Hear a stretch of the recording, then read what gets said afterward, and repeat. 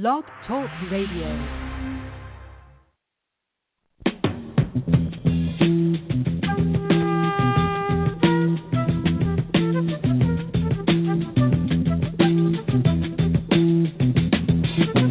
You will not be able to stay home, brother.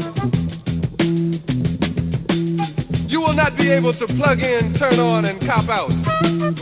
You will not be able to lose yourself on Skag and skip out for beer during commercials because the revolution will not be televised. The revolution will not be televised. The revolution will not be brought to you by Xerox in 4 parts without commercial interruptions.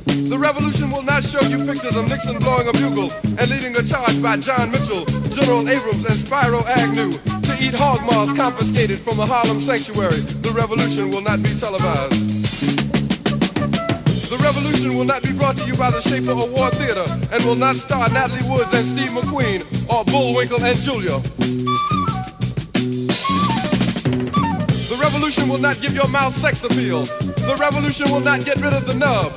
The revolution will not make you look 5 pounds thinner because the revolution will not be televised, brother. There will be no pictures of you and Willie Mae pushing that shopping cart down the block on the dead run or trying to slide that color TV into a stolen ambulance. NBC will not be able to predict the winner at 8:32 on report from 29 districts. The revolution will not be televised. There will be no pictures of pigs shooting down brothers on the instant replay. There will be no pictures of pigs shooting down brothers on the instant replay. There will be no pictures of Whitney Young being run out of Harlem on a rail with a brand new process. There will be no slow motion or still life of Roy Wilkins strolling through Watts in a red, black, and green liberation jumpsuit that he has been saving for just the proper occasion. Green Acres, Beverly Hillbillies, and Hooterville Junction will no longer be so damn relevant, and women will not care if Dick finally got down with Jane on Search for Tomorrow, because black people will be in the street looking for a brighter day. The revolution will not be televised. There will be no highlights on the 11 o'clock news and no pictures of Harry armed women liberationists and Jackie Onassis blowing her nose. The theme song will not be written by Jim Webb or Francis Scott Key, nor sung by Glenn Campbell, Tom Jones, Johnny Cash, Engelbert Humperdinck, or The Rare Earth. The revolution will not be televised. The revolution will not be right back after a message about a white tornado, white lightning, or white people. You will not have to worry about a dove in your bedroom, the tiger in your tank, or the giant in your toilet bowl. The revolution will not go better with coke. The revolution will not fight germs that may cause bad breath. The revolution will put you in the driver's seat. The revolution will not be televised, will not be televised, will not be televised, will not be televised. The revolution will be no rerun, brothers. The revolution will be live.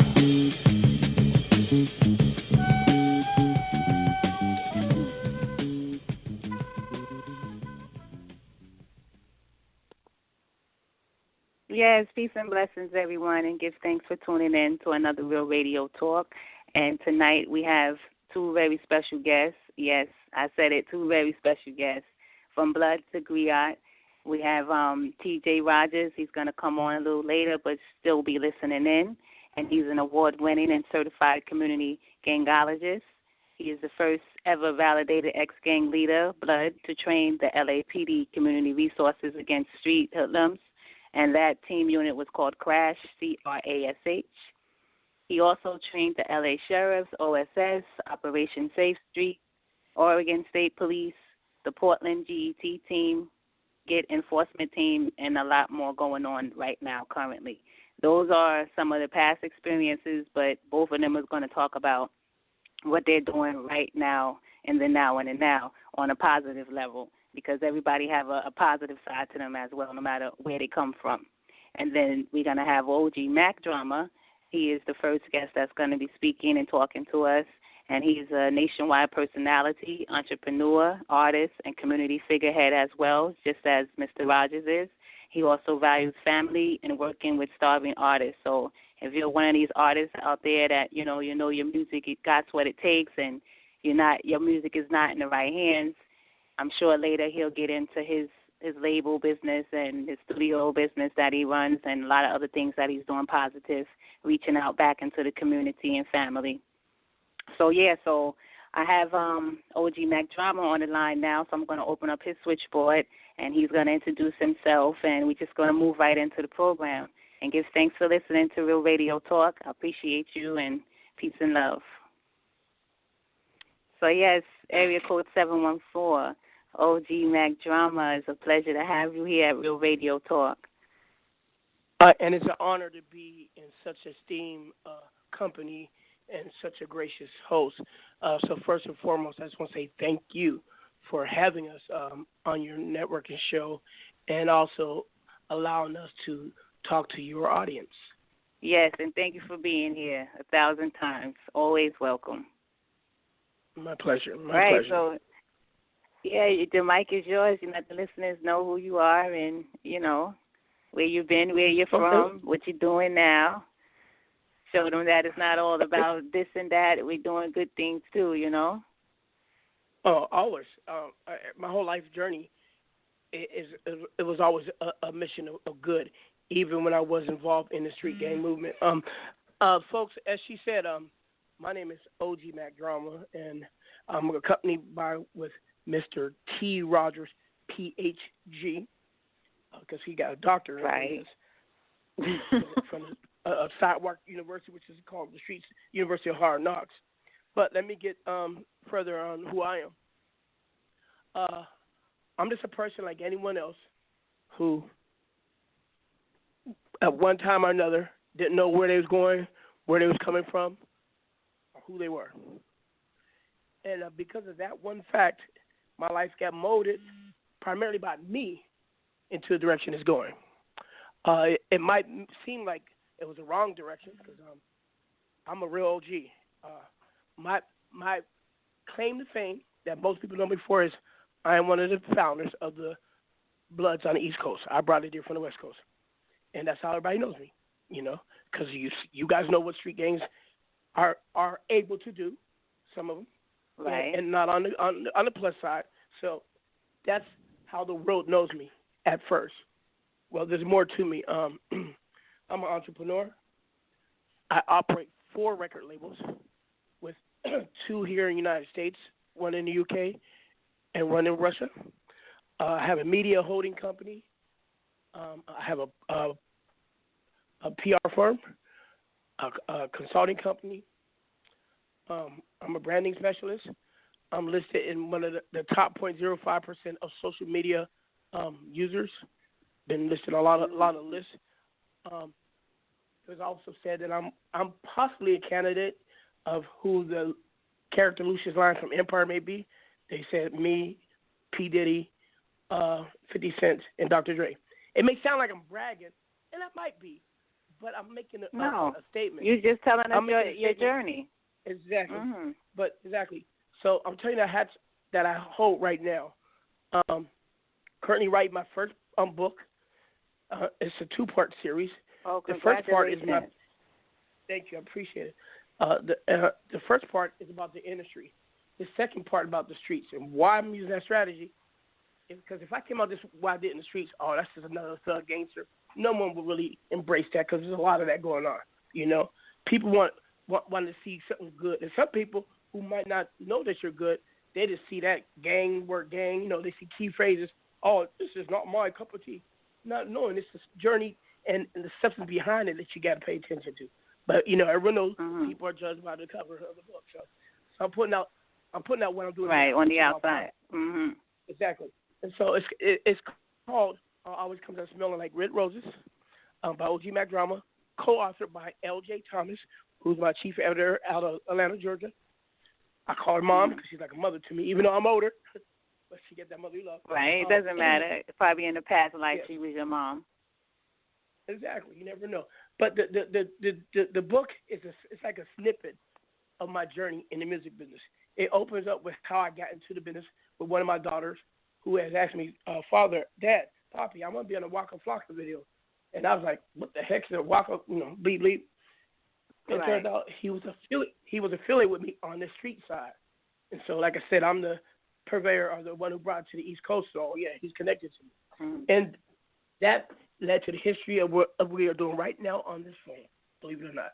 Anyway, so I'm just giving a little idea of who and what I am. But why I do this is even more importantly, and I'm going to stop right there for a second, because my core audience has always been the young people striving to to make something of themselves and be greater. Because that was me. And still, I think we're always still striving every day to be better, especially at kids. I have 21 kids. Oh, yes, yeah. I have 21 children. Bless you. You heard me right. Bless you and I'm your very children. blessed. Thank you. 21? So I'm always, yes, 21, and one's with God, and one's in prison. I got good and the bad and ugly. Anyway, but my thing is you're always trying to let your children be in a better position than you, and sometimes it doesn't work that way. Like my father raised me in a. For, number one, my story is not from rags to riches. I grew up posh. Yeah, I grew up bougie. I grew up in the L.A.P.D district of Seattle, around a whole bunch of rich Hasidic Jews. Guess who my next door neighbor was? You all was raised by their food. Gerber baby food. You remember Gerber? You know Gerber's? Yeah, the lady on the little baby on the baby bottle. Yeah, and the food, all that. That company. Mm-hmm. To me, I live next door to them. That's the type of money I grew up with. Okay, and people are like, what? That's a multi-million-dollar business. And people figure out my mama was on crack and my dad was in Vietnam or World War II, came on crazy. I grew up privileged. And I will say this, and I'm proud of it. I was a wannabe that became a bee because I was on the side of the fence that no one looked like me and I couldn't understand nobody. And so I got drawn to those who looked like me, but they weren't always in the same position in life as I was. So I stood out and I was constantly teased. Now, I was not a coward or a punk. My father raised me to be mixed, so I stood up. And one thing I found out that I'm a born leader. I don't follow. So if you go left, at that time in the late 70s, 80s, there was a rave. Music was coming up, R&B and funk, and there was this dancing called pop locking on the West Coast and on the East Coast called break dancing. And I noticed back then the thugs, who the main ones doing it, they could do it very well. Well, there were two groups of thugs. There were the Bloods and the Crips, and the Bloods could always outdance the Crips. So because of dancing, I joined the Bloods. I'm keeping it real. Now, in those early days, it wasn't like it is now, because it wasn't crack, it was heroin, and it was mostly street beef, and you're getting some fights, baseball and chains. It was like that. But then you could thank our federal government for making it violent. If you don't believe me, talk to my buddy, the real Free Ray Rick Ross. He'll tell you his tale, how the government used him to bring the crack epidemic to America. And I know. So they could, I know it. Yes, so they could arm the Nicaraguans and Sandinistas.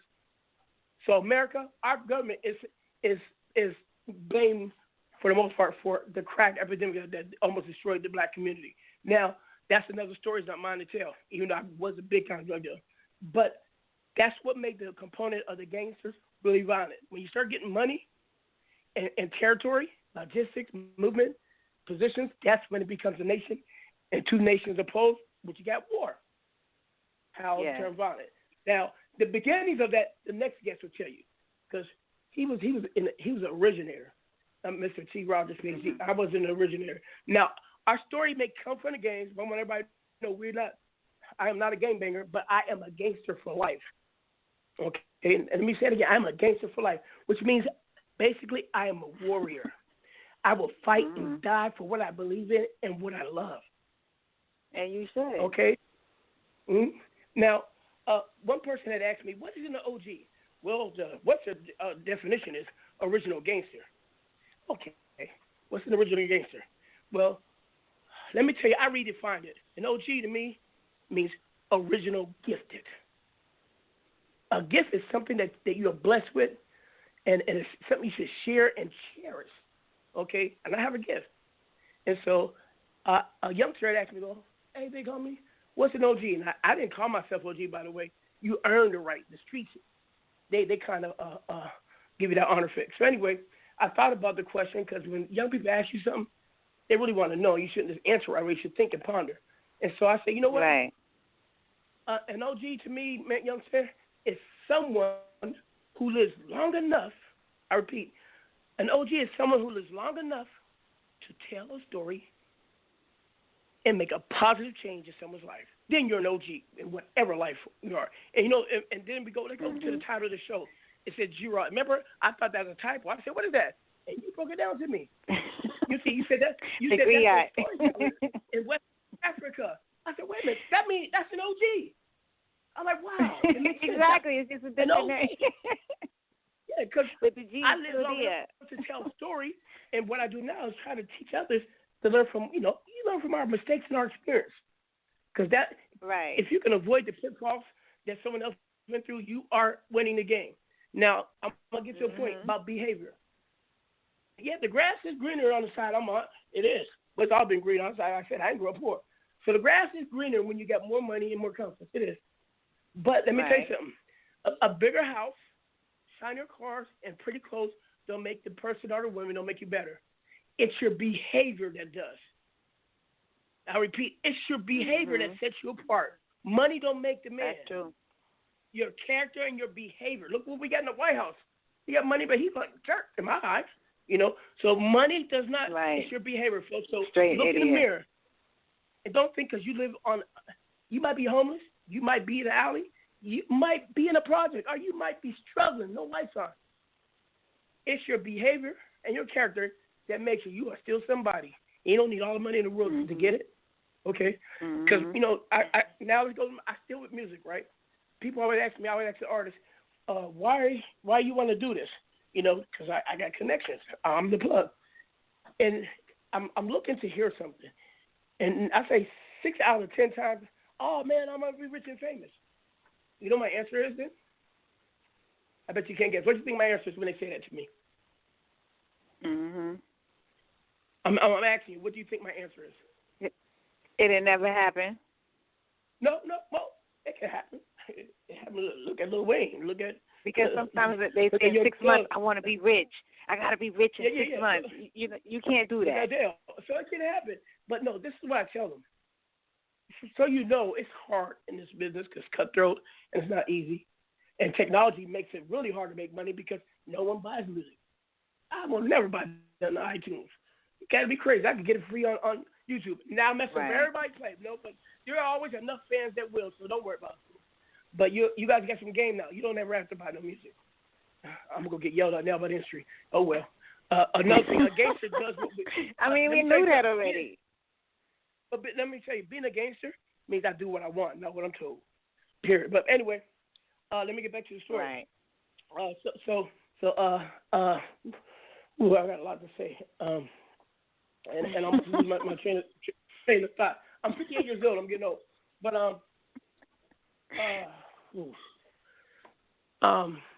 let me get back on track. This is embarrassing. Okay. So you should have been drinking your brain enhancer before you came on your hot brain enhancer tea. Yeah, I know. I agree. So in the music business, it's so hard to really eke a living, and there's a lot of people who say they can do things they can't. So there's money here, but it's like a bunch of thieves. Seriously, because half the people can't do what they say, and everybody's lying. It's one whole. And they don't say what they do. It's one whole big TV show, but real reality TV. Trust me. Anyway, so when I get these artists who just want to get rich and famous, this is what I say to them. And I always keep guns on me because I was a bad boy. I was shot 9 times, and so I got to protect myself. I take my gun out and I put it on the table on my desk, and I say, you know what? Go take that gun. Wells Fargo Chase. Our BBOV Compass, which is my favorite bank, by the way, and rob everybody in there and kill them. My gun, go to the bank, shoot everybody, kill them, and rob them. You're going to be rich, and you're going to be famous. But y'all going to chase down to the ends of the earth. You know what I mean? It comes at a cost. Yeah, you're going to be famous, all right. The message is be careful what you sound like fairy tale. You got to be careful what you wish for, but there's ways to get that. Yeah, because you just might get it. Exactly. It might be the wrong way, too. Go be a bank robber. Yes, but there's consequences to all your actions. My father said, you don't want to do the time, don't do the crime. Anyway, so now this is how I vet out different people because it's a vetting process. You can't help everybody. Like you said, I like helping the starving artists, but a lot of these artists need to stop being artists and go work somewhere because they never make it. You can chase your dreams and pursue them, but everybody. We can't have a whole world of Michael Jacksons, because then it won't be special no more. We can't have exactly. Everybody want to be the same. Yeah, we'll be clones. We'd be like Gucci Man. They say he's a clone. That's a joke. Anyway, so I try to look for the ones who say you that. You just be throwing shots out there. I look for the people who have a message and something to tell, because we live, and that's when I get to the point, even with all the money in the world, they're still scumbags. You know, they'll still kill you, but they get the law to protect them when they do. Okay? Mm-hmm. They still do drugs, but they got a nice limo take them to their condo so you don't see them like some of the people in the street. So nothing changes except for the luxury. People, I want everyone to understand that. What changes is what's already ingrained in you. You're either a good person or a bad person. I'm saying it again. Yeah, that's true. You're either a good person or a bad person. Some people raise bad, unfortunately. Some people raise good. Some people raise good but got to do bad things. You know, and there's some bad people that become good, but it's hard to see, because look at Adolf Hitler and look at them ISIS people over there. So some people is just evil. It's yin and yang. Life is like that. So I just try to look for their people DNA. who are uplifting, who are righteous, and who are deserving. We can't help everybody. Sorry, we can't. I'm not God. I'm not Jesus. I'm not Moses. I'm not the Messiah. All I can do is make my niche and make it happen. Now, here's the thing. My niche to me is not a little sector. I look at the whole world, and to me, it's mine. When I say mine, I mean those who with me. I may talk in the singular, but when I talk in the singular, I'm really talking in the plural, because you cannot get nowhere without a team or squad. You cannot make it without someone on your right side or your left side to carry you. And those who try are dictators, and their time is short on this planet. Okay? It can happen, but no one likes you, no one loves you, and you are alone. And loneliness will kill you. Now, my mission is, because I don't have the excuse like some kids, well, you know, his mom was on drugs and he grew up poor, why I did what I did. Judge have leniency. I should be buried in the prisons. I should be dead. The things I've done in life. And I didn't have to. I didn't grow up that way. I chose that life. Okay? Like a big dummy. I should have been a doctor or a lawyer. No, I should have been a Barack Obama. You know? Seriously. Anyway, I mean, that's how my family was raising me. You know, that's the environment I was in. I was in that the Huxtable. I was living that lifestyle. You know, Fresh Prince, that type of stuff. But I chose to go across the railroad tracks. And let me tell you something. I do not regret it at all. I am blessed for my whole journey that ever came through. I have no regrets. I have sadness. I have conjunctions in my life. I've seen tragedy. I mean, I got blood on my hands. Whether I'm doing it on purpose or my actions, I do. I mean, I know this lady who was pregnant was killed because of me. I didn't condone it, I didn't order it, but it still happened. I will carry that for the rest of my life. So how did that happen? Okay. Well, I'm not. Some things we can't talk about. You know, the street code. But I'm saying, say, like, did you know she was pregnant? Well, oh no, I didn't even know. I didn't know her for campaign. But basically, it's like this: when you're at war, sometimes the missiles hit the house, and sometimes they hit the school. That's all I can say. You understand? So, do you think if you knew she was pregnant, you would have did something differently? Well, no. What I'm trying to say, I'm saying the action. I caused the war, and so if I caused the war, anybody who's a casualty is on my hands. I wasn't there. I didn't know, but I knew of it afterwards because it happened because one side was on my side and one side was the other side.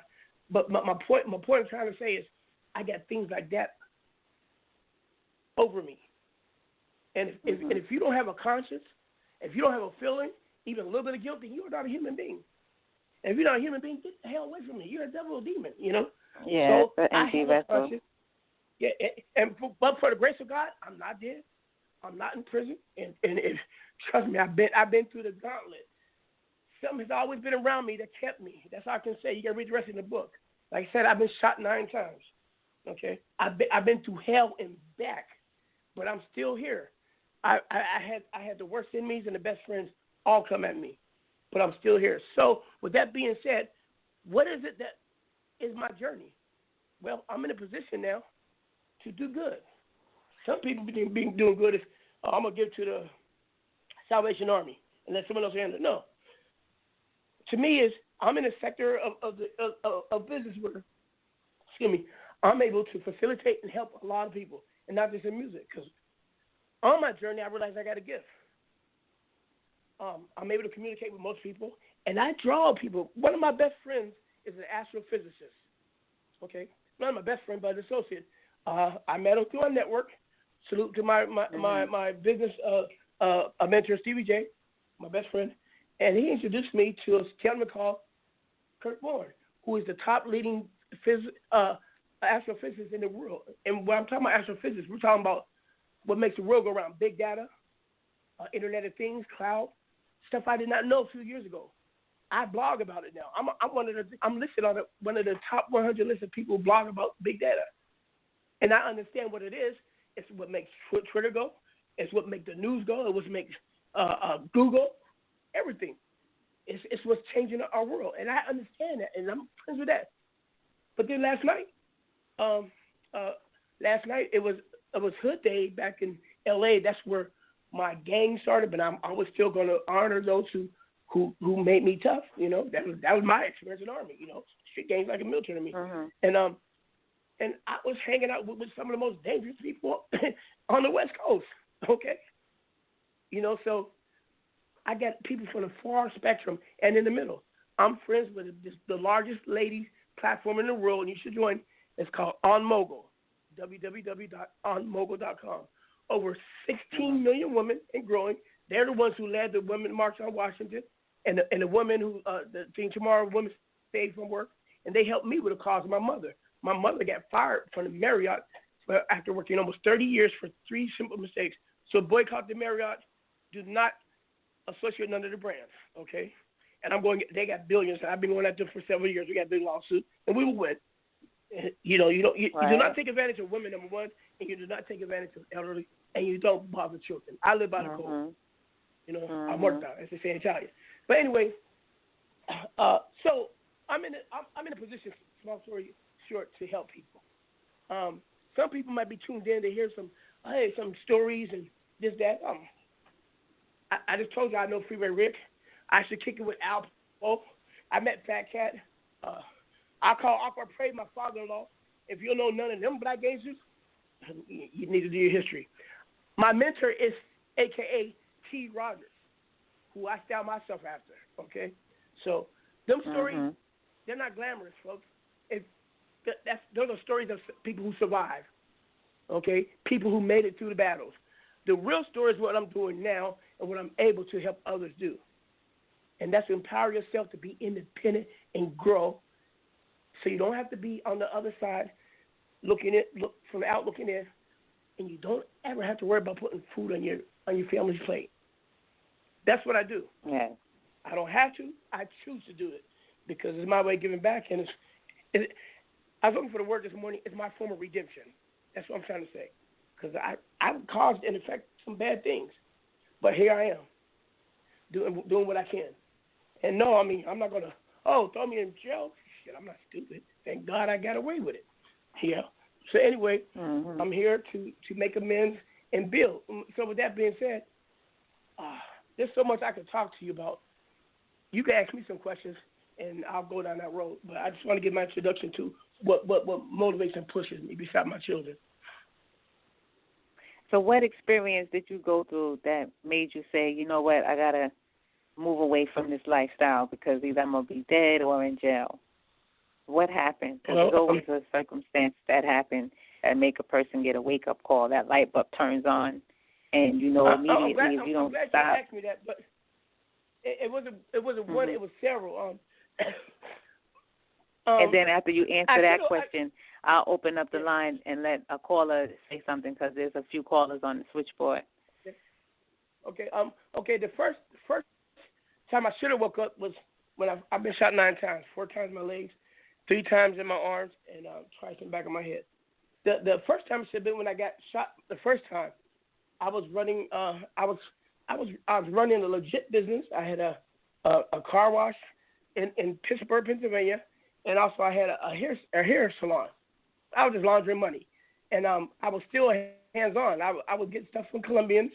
I was that in it. I speak 16 languages, and I would distribute the product.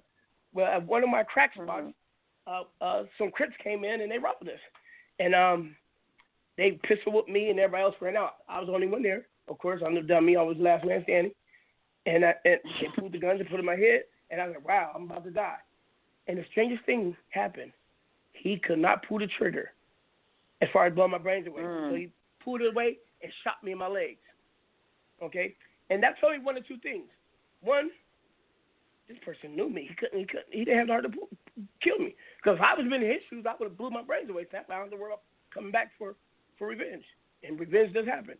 And secondly, it told me he had some type of heart, So, small story short, I didn't wake up then. I just that was the first time I cried for my mother. I ain't gonna lie, because being shot is painful. Ooh, it hurts. Okay, so I'm in a hospital, and I ain't gonna lie. I was like, Mommy, and I'm not a mother's boy. I'm close to my dad. Rest in peace. But that's the first time I think I yelled for my mom in my life. It was that painful. But I didn't wake up then. I went back to doing what I was doing. I went back to selling dope and not giving away hope, And so that's one incident. Then I started going to South America, doing moves down there with some of the cartels, and I got shot 3 times in a ruckus with some Jamaicans and some Brazilians. That didn't wake me up. I was like, well, it's not my beef. Then I got shot twice in my head in New York. A gentleman had tried to rob me for about $136,000 and I think 6 kilos of cocaine. Anyway, someone I trusted. Number one, it's always those close to you that will harm you. Number one, that's a lesson you will learn in time if you live in that life or in anything, even in business. Sometimes it's your partner that screws you and embezzles you. So anyway, twice in my head, and I got a sort of a wake-up call because I shouldn't have survived that. Everybody else died. My best friend died in my arms. You know what I mean? Because it was an assassination against me. I was in a car. He shot me inside a car. And then it was crazy. Wow. Mayor Giuliani sent the police chief there because that was the beginning of the war between the Bloods, the Crips, and the Latin Kings of New York. Behind myself being robbed. Anyway, and you'll find the rest in the book. So that kind of woke me up, but it didn't. What really woke me up, though, and that was in 93, I think, was in, I think it was 95. One of my daughters, the same one who wanted to be in a Waka Flocka video, she was 14, girlfriends, and she never came home. Got kidnapped. That's the worst nightmare to any parent.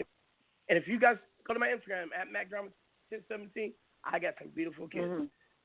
Worst 2 months of my life, my daughter was gone, and my worst thing was like, is she being hurt? What they doing to her? God knows what. Blah, blah, blah, blah, blah. And this is very important. I will be a blood until I'm buried in mud. I'll say it again. I will be a blood until I'm buried in mud because it was the Bloods who got my daughter back. Well, we had to get them.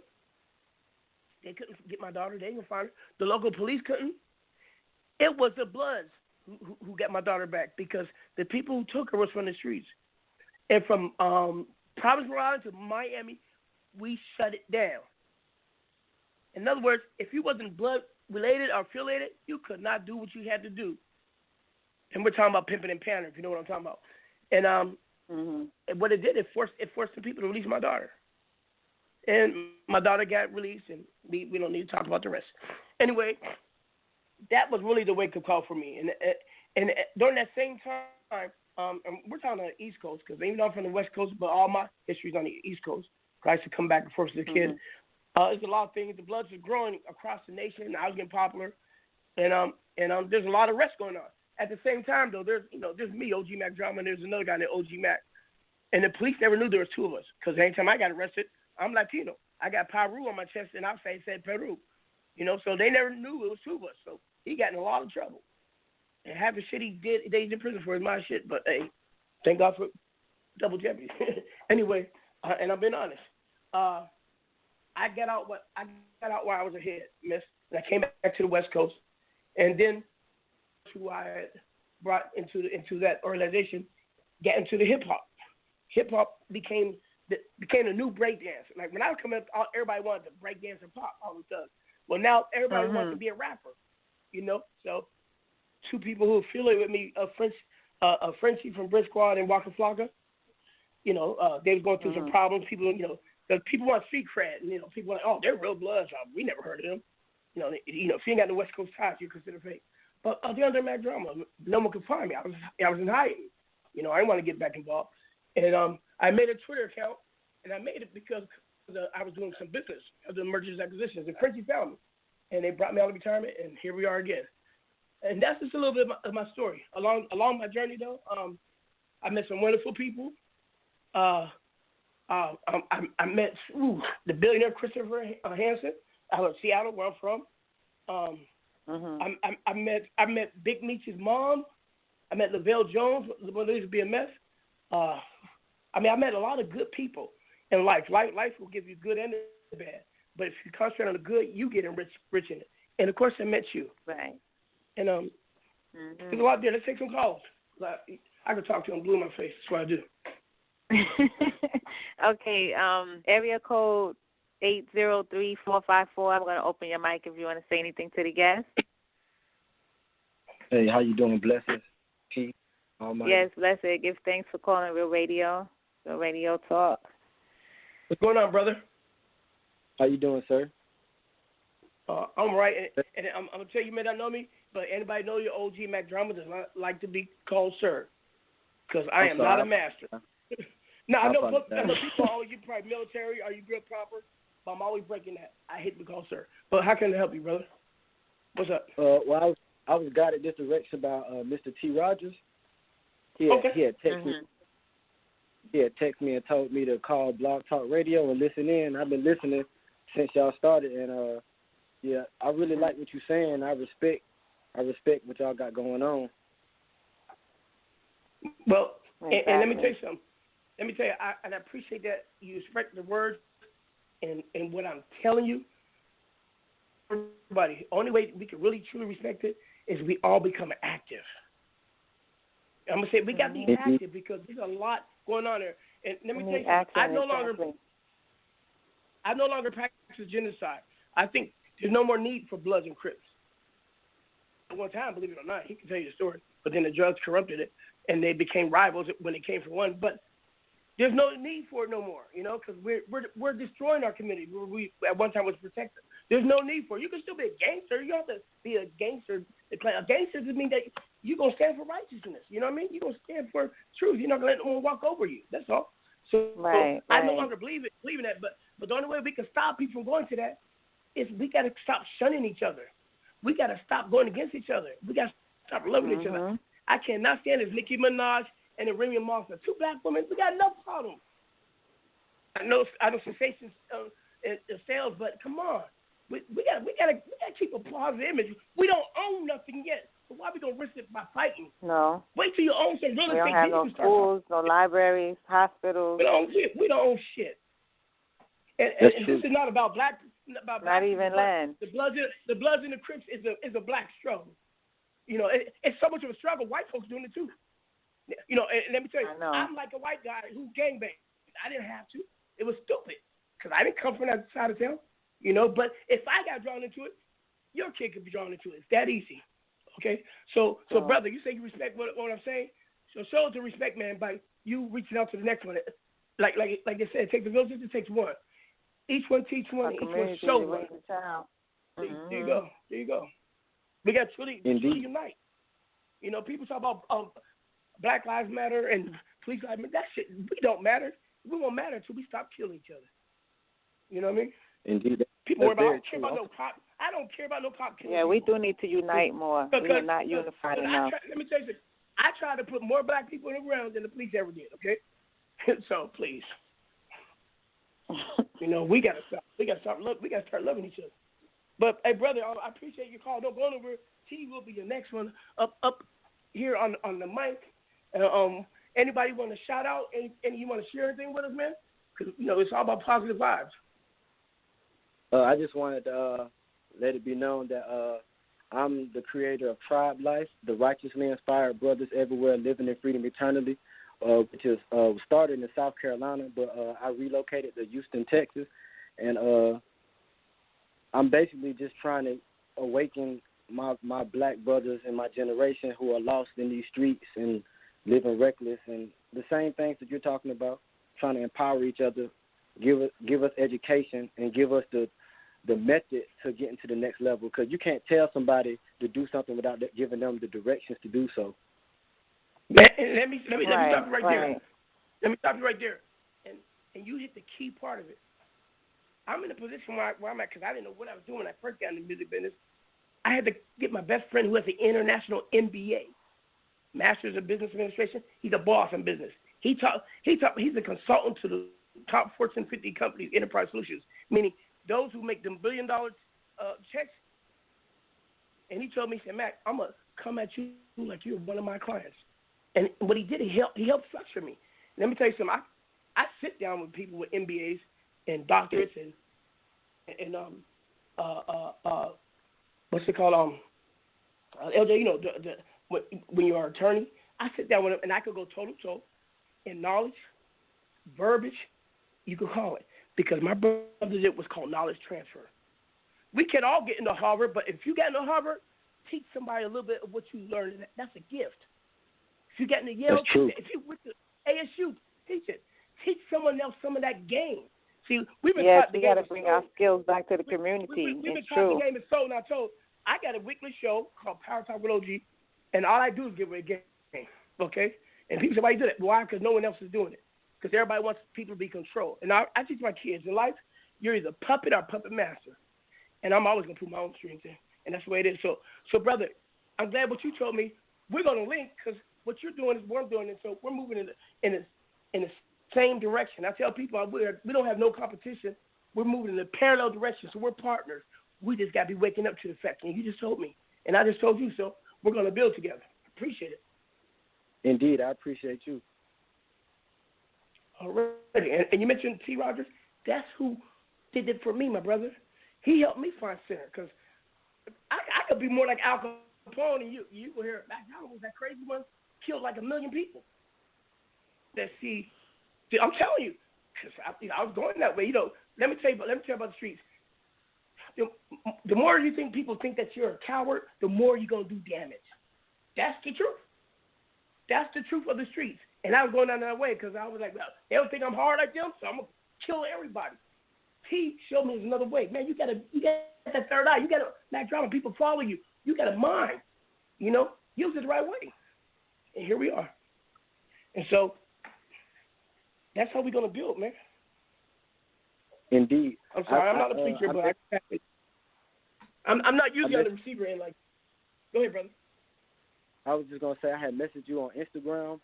My name is TribeLife10. I also follow you on Twitter. So any way that we can communicate, I'm open to it because we definitely have to link and manifest on what we're talking about right now. Exactly. And like mine, you know, think alike. And we got to build this empire networking together. I appreciate you. Shalom. See, that's blessed. That's how it should be. It shouldn't just be, okay, see you later. No, let's continue this conversation, you know? And build upon it. Mm-hmm. Indeed. Okay, so I'm going to open up 404-610. I'm going to open up your mic. Greetings. Yes, Hi, greetings. Mac. How are you? Hello. Hi, I'm fine. This is LJ. This? Oh, wow. Thank you. Your mother. Let me tell you something, and this is very important. When the people who support you in everything, that is love. I do radio too, and I always tell my guests, make sure you got people call in so we can have some interaction. It just makes the show look good and lively. And I don't. Oh yeah, I have about 12 callers waiting for you. I don't tell people to call, you know, for myself because you know I just go, you know, I just suspect it's gonna happen. So this is the lady, everyone who's my main my sponsors, advisors, supporters. We invaded her house a couple weeks ago when we was out there for some ATL stuff. Her husband allows us into their to their life and his wife's life. But I call her mom. But she's a editor. She's a blogger. She's a grant writer, and she's a wonderful lady. And she helps me push a show that we do once a month, because we do a show called Giving Back to Honor to Women, called A Salute to Women in Business. Because in hip-hop, they think all women do is shake their behind. That's nice. That sounds great. Oh, yeah. Hey, you got to be a guest on it one day. But, LJ, go ahead and say hello. Yeah, let me know. I will let you know. We're doing it next Thursday, and Matt can give you my information. Anyway, okay. I just wanted to say thank you so much, Mac, for really breaking it down and explaining to people how it is when you're in the streets. A lot of people think, oh, well, it's this way, and you've got to go that way all the time, and they don't think that they can make a change. But people can make a change for the positive. It just ain't easy, that's all. Yeah, go ahead. Exactly. It's not easy, but I applaud you for realizing that you went down the wrong way, and I applaud you for making that change, and not only for making it for yourself, but for trying to help other people to do it and trying to give back so that those wrongs that were done can be righted, because that's what we need. We see kids that are out here lost, boys, girls, black, white, purple, green, yellow, whatever they are. And it's sad. It's really sad because they think they don't have anything else to do. They think they don't have a choice, but there is. That's why I can't wait until this book comes out and people see, look, you can make a change. You can do something good with your life, and you can affect the world in a positive way just by you doing something positive, because it only takes one. Hey, LJ, true. You know, I got to stop for a second. This was it yesterday, and I remember you told you I was on a call with a young lady who reached out to me. She's in fear for her life because somebody she was involved with that got put in prison behind her is coming out, and she's afraid for her life. She called me, Matt, what am I going to do? You know, I told her, move. Exactly. You know, and then I said, if you really think, I said, most people say they're going to do it, they're not going to do it. You know, especially most men who abuse women are not going to kill them. They're just cowards. Okay? And so, but I did tell her, you know, I should make a call. I'm still respecting the streets. I could get someone to come here, but it's not going to be, it's not going to right. So I said, do the right thing. I said, move yourself from that situation and position yourself so he can't get to you. He's yet to get to you because you're still associating with the wrong people. You know. Exactly. I got a lot of enemies. I've made enemies like, I'm not worried about my enemies. They don't exist in my world, and I don't go to theirs. You know what I mean? That's just common sense. And so, but the problem is people like her, they don't have what T.Rodgers does, life skills. And that's where we lack it. Because life skills will give you the right tools to make the right judgment.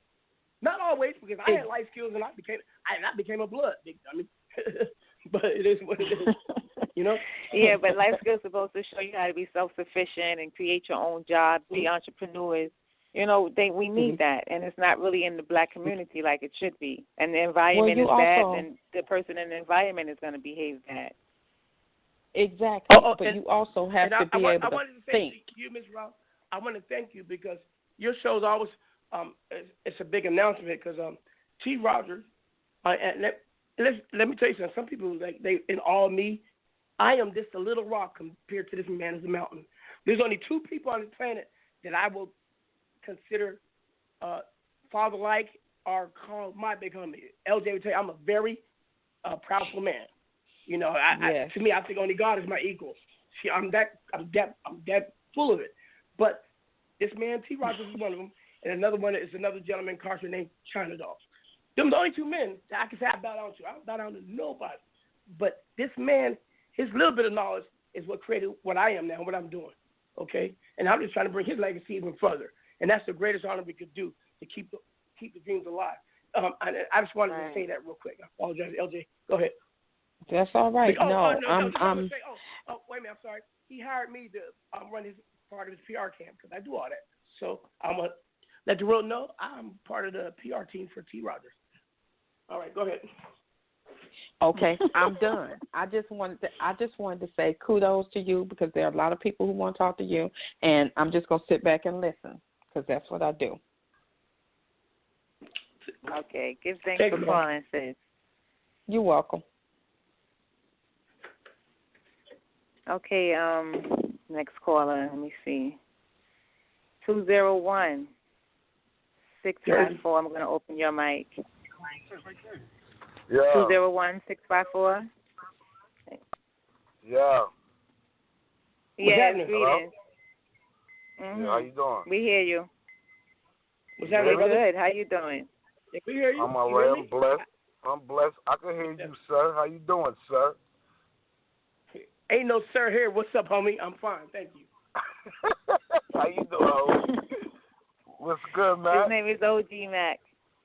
Yes, sir. Yes, ma'am. That is a good brother of mine. OG Mac, this is Barnes, homie. Oh, man, boy, what's happening, brother? Whoa. How you doing? How you doing, dude? What's good with you, homie? Quick, man, I'm just honored to be here on the phone with on the same platform as the big homie T.Rodgers. Real quick, young lady, when I said there's a team that takes it, when I make claim as a person who brought you the blood to the East Coast, but I wasn't by myself. That man right there was right by my side. He's one of them. So he don't get the accolades that I get because I'm louder than him, but that's one of them. I give you all the honor and all the glory, Born. Even though we pushing something crazy, we still were pushing something as a team. We just wasn't doing it right. Now we're gonna be trying to do it right for others. So this is my brother Born, who's a great man, and man, thank you for the support, man. Sister, thank you for calling, my love. Yes, thank you, my love, for even getting me on the line with him. Honestly, there's a lot of help with his. Without him and T showing the direction, there wouldn't have been a lot of this. A lot of people was ignorant. A lot of people didn't take their guidance. The ones that didn't take it, they're not here, they're not breathing, or they're not free, you know. It took some gentlemen like them to come and really teach people and try to give them some thoughts of understanding that they leaders and it don't got to be negative. It don't got to always be on the destructive part of it, you know. That's right. Make them think positive. I mean, like, and I met this man over maybe like almost 15 years ago, 15 years ago. And ever since I met him, it's not been nothing different from him. Every time I tried to reach out to him, he never denied me. If I needed him for anything, he never denied me. When I needed his knowledge, he never denied me. So all I can say is I love him, and I got 100% genuinity in my heart for him. So the man ain't never gave nothing wrong or foul from my angle. I never know nothing foul about that man. So all I can say is something great about him and T.Rodgers. Him and T.Rodgers did something great for this blood thing. A lot of people try to put the bad on him, but when you really understand that when men got to take care of children, I mean, and children trying to be men when they don't even understand that they got to be taught before they think they know something. You have to be taught. But then you got other people that think they know more than you. And that's what was happening with Mac, and that's what will happen with T.Rodgers. People to be around them and act like they're absorbing the knowledge, then when they get away from them, it's the bull crap. It's something totally different. This guy. Yeah, it's something, and it becomes destruction. It don't becomes nothing peace or nothing prosperous or something that's going to take you at another level. Absolutely. I don't know. Hold on for a minute. I'm on a conference call. I'm going to call you right back. Remember I was saying that to you, OG Mac? I say on a negative, as negative it may look, I know that there's a genius behind that person. There's a chemist or a mathematician or a teacher. I know there's somebody positive behind that negative person. It's just the environment that he's put in. That man put Born. My love. That man Born. Maybe like 5 months ago, maybe 8 months ago, I called him with some Dominican kid. His name is Vasquez. Just show you something. And he don't even know this kid from a can of paint. It was just off of my word and off our friendship. All I asked him was to listen to this boy out, hear this kid out, and see what this boy's vision is. And you know what the man did? He opened his heart up and gave that man direction. And gave that boy a whole nother lane of life. Because the kid was running around here and he was messing up. Going from here to Pennsylvania, he just had a baby. He's doing shows, but he was acting ignorant. He was running around with his Dominican gangs until he got with OG Mack Drama. When he got with Mack Drama, everything changed. He started to deal with himself as a young man.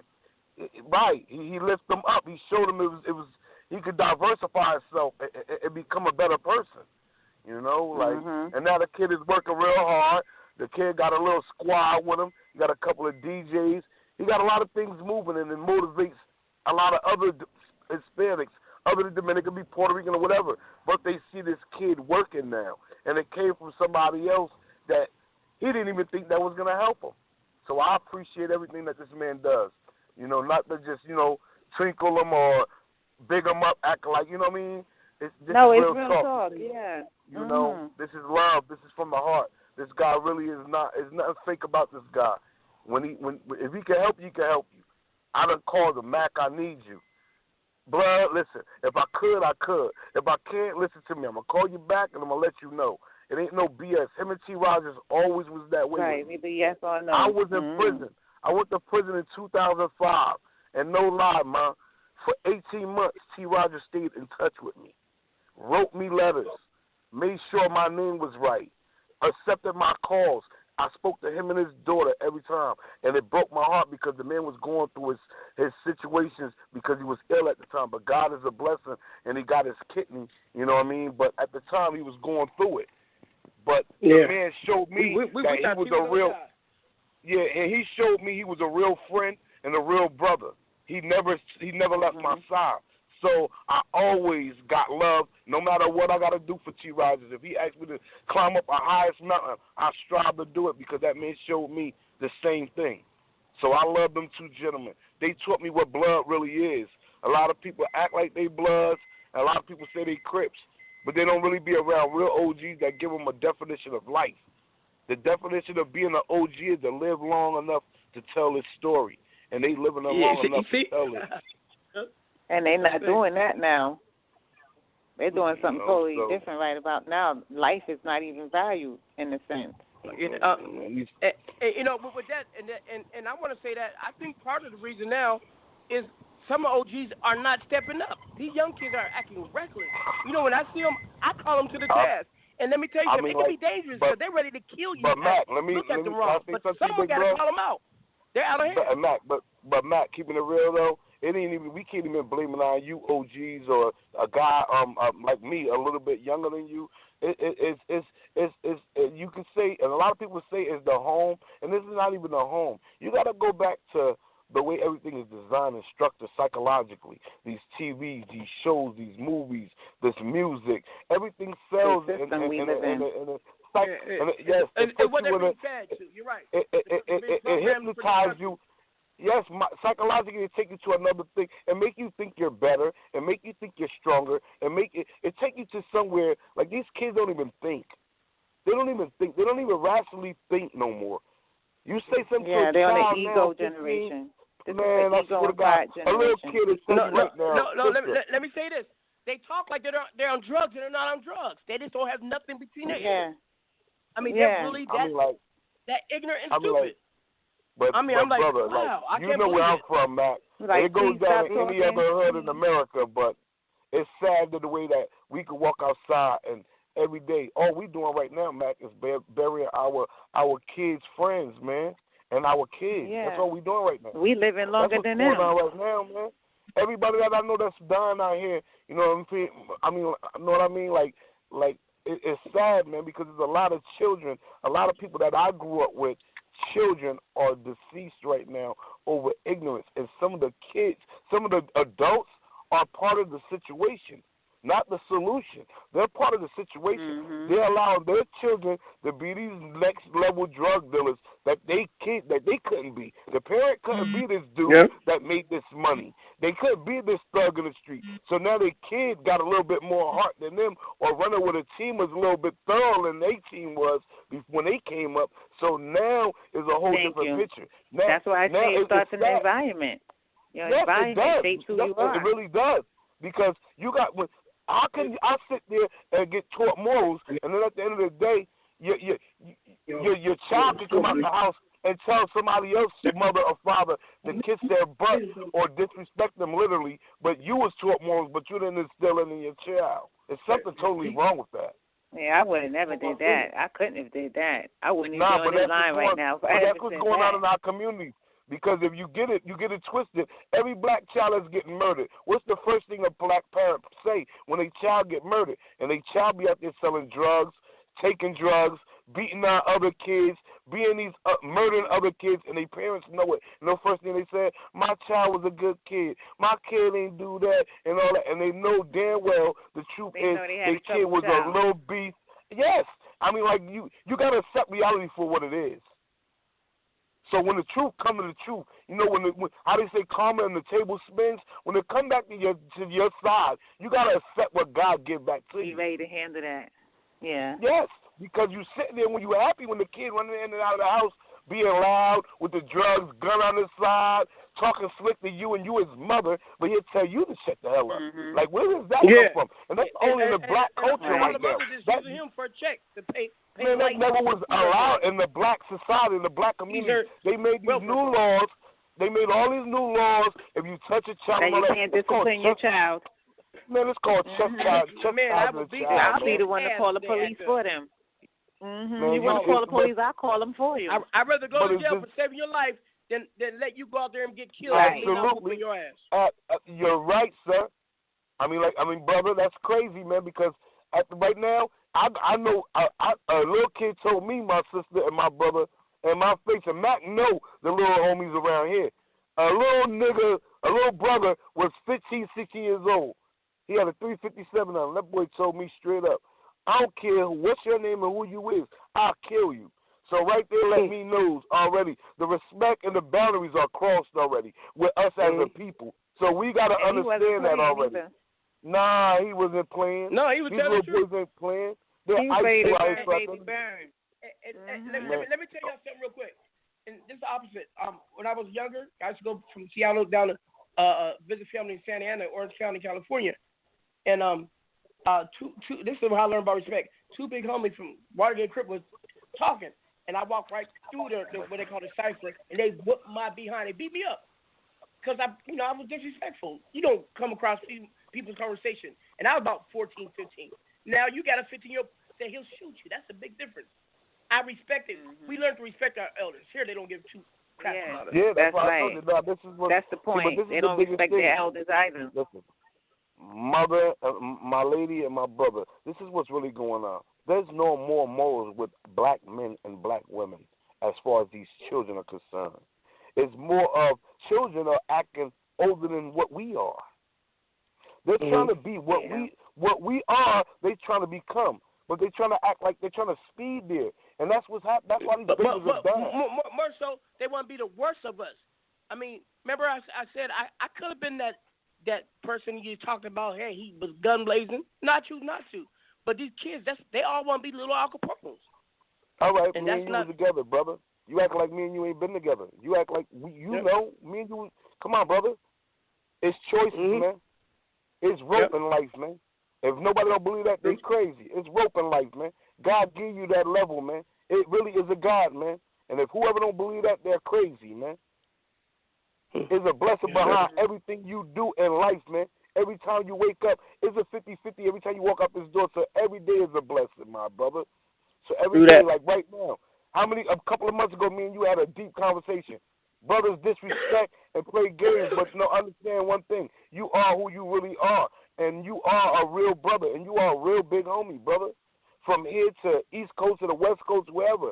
And who don't like it, that's their personal problem. But what you stood for other people out here, you are a real brother, brother. And I'm never going to take that from you, bro, because you are real. Thank you for that. And, Mac, brother, come on, man. Man, you and T.Rodgers are something different, man. Y'all are, man. Without y'all, man, a lot of brothers wouldn't have made it, man. Believe that, man. Mm-hmm. Y'all helped a lot of brothers, man. I don't care, man. Y'all helped a lot of people, man. Like for real, bro. Thank you for that. Seriously, man. Like, and appreciate that. How much I stays in touch, bro. We don't speak sometimes for 8 months, a year, but I always find a way. We always find a way to get back to each other. Always.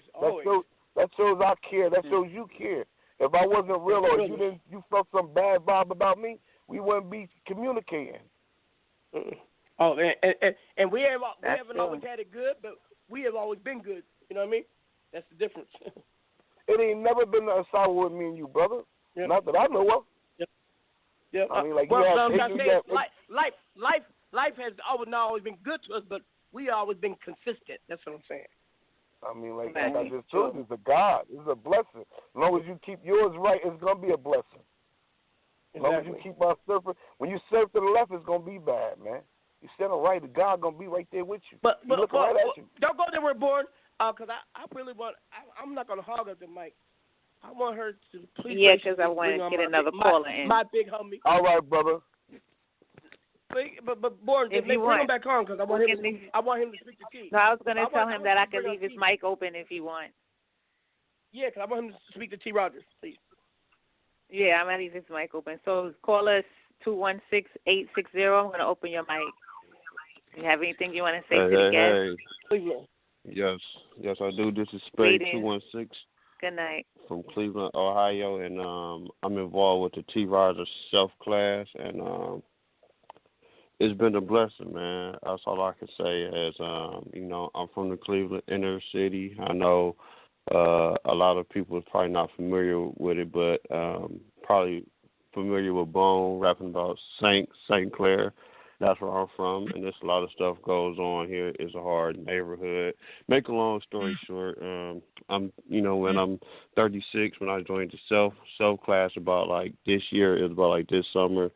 I've been doing good things with my music. Got music on iTunes. I started my own clothing line. I was having problems with my job. I was talking to T.Rodgers. He gave me some advice, and in class, we were just teaching about the universe and just being faithful to God, and it turned out to be a blessing in my life because I ended up getting another job that was paid double more than the job I've been had. So he told me to take that and invest it into your gifts and into your talents, and that's what I've been doing. And I got my own clothing line, man. My music been doing good, and I used to be a youth leader at a church. I don't know if y'all are familiar with the word church, but you're absolutely right. When you change from negative to positive, the positive definitely has more of an effect than the negative does. Cause there's lots of kids that come up to me to say, hey man, I remember you came to my school when you talked to me. I remember you came to my class. I remember you from this and that. But you don't. But I never got once somebody come up to me and say, hey man, I remember you from this hood or that hood or that hood. They don't really remember that about me. So you was absolutely right, man. You're lucky because you got to remember the good things that you done, that you shared. I like that. And what part of Cleveland are you from? I'm from St. Clair. Okay. I got a sister that lives in Shaker Heights. I got a lot of friends in Cleveland. I used to go to the Ohio Hip Hop Awards. Are you familiar with the Dollar Bill Cleveland and the 7 movement out there? Dollar Bill. That name sounds real familiar. But Urban City Records. They're my people. Urban City. Okay. Yeah. Because you probably know my godfather too, Silver B. Okay, I know who you're talking about. I know DJ Johnny O. I know Big Hef. Them are my brothers, man. I know. Okay, Big Hef with Def. Artist with Manny Def Malone. I know Manny Malone. Yeah. Okay. Cool. So I just want to salute you because you guys are always in the struggle in Ohio, but you guys are really, and people don't know this. Y'all some unsung heroes. In Cleveland, they are putting their own movement together to help people. They do backpack runs. This one little girl, her mom got killed in drive-by, and my people out there, they did a big charity drive to help get money for this little girl when she grew up for college. No incentive. We're trying to put together something out there called Stop the Violence Tour. I'm gonna talk to you. I'm gonna get your information from T since you do music. Okay. And I'm gonna check out your clothing line. Whatever I can do for you, brother, I'm here. I'm here to help you get in the door, do what you get. I don't give out money, but I give out my hands. Okay. Can you want to know what, brother? I definitely don't need no money because as we do from the streets, we come from the ground up and we have to build, and and every successful man, all he need is is a chance. You know, like my clothing line, I took the money that I worked my job from and invested in that. And it's the same thing with my music. Like I tell cats, you know, you don't really have to look for a deal. All you need is the chance, the opportunity. Make your own because deal. now, like you said, because now, like you said, with the internet, I've put all my stuff on iTunes myself. All I have to do is pay to promote it, and I collect all my royalties myself. Yeah, I mean, the only reason we got big labels now is just for the distribution arm and their marketing. That's it. You know, because they got the other. Yeah. I tell everybody, stay indie, because if they want you, that means unless you calling the shots. You know, everybody, I'm gonna be. They're not signing nobody, not in hip hop, because hip hop, you can sign someone for a $10 million thing, and tomorrow he's going to jail or he shot his own family. He's gone. Or he got killed. It's a bad investment. And remember, those companies, you know, they're publicly traded companies, so it's all about that ROI, that return on investment. You know, and they got to answer the stockholders. Now, when you're on the independent side, you answer yourself.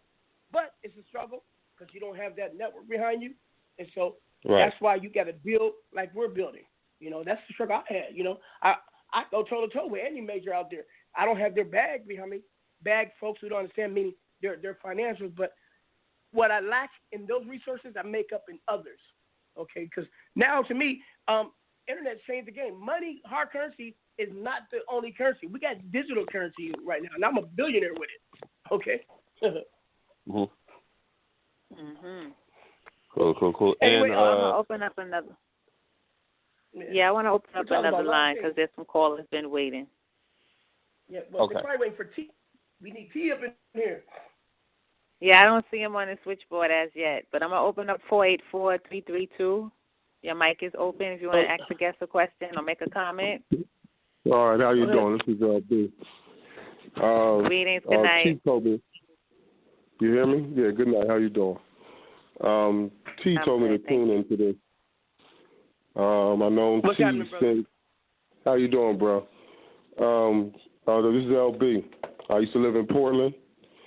All over that area. I'm from Seattle, man.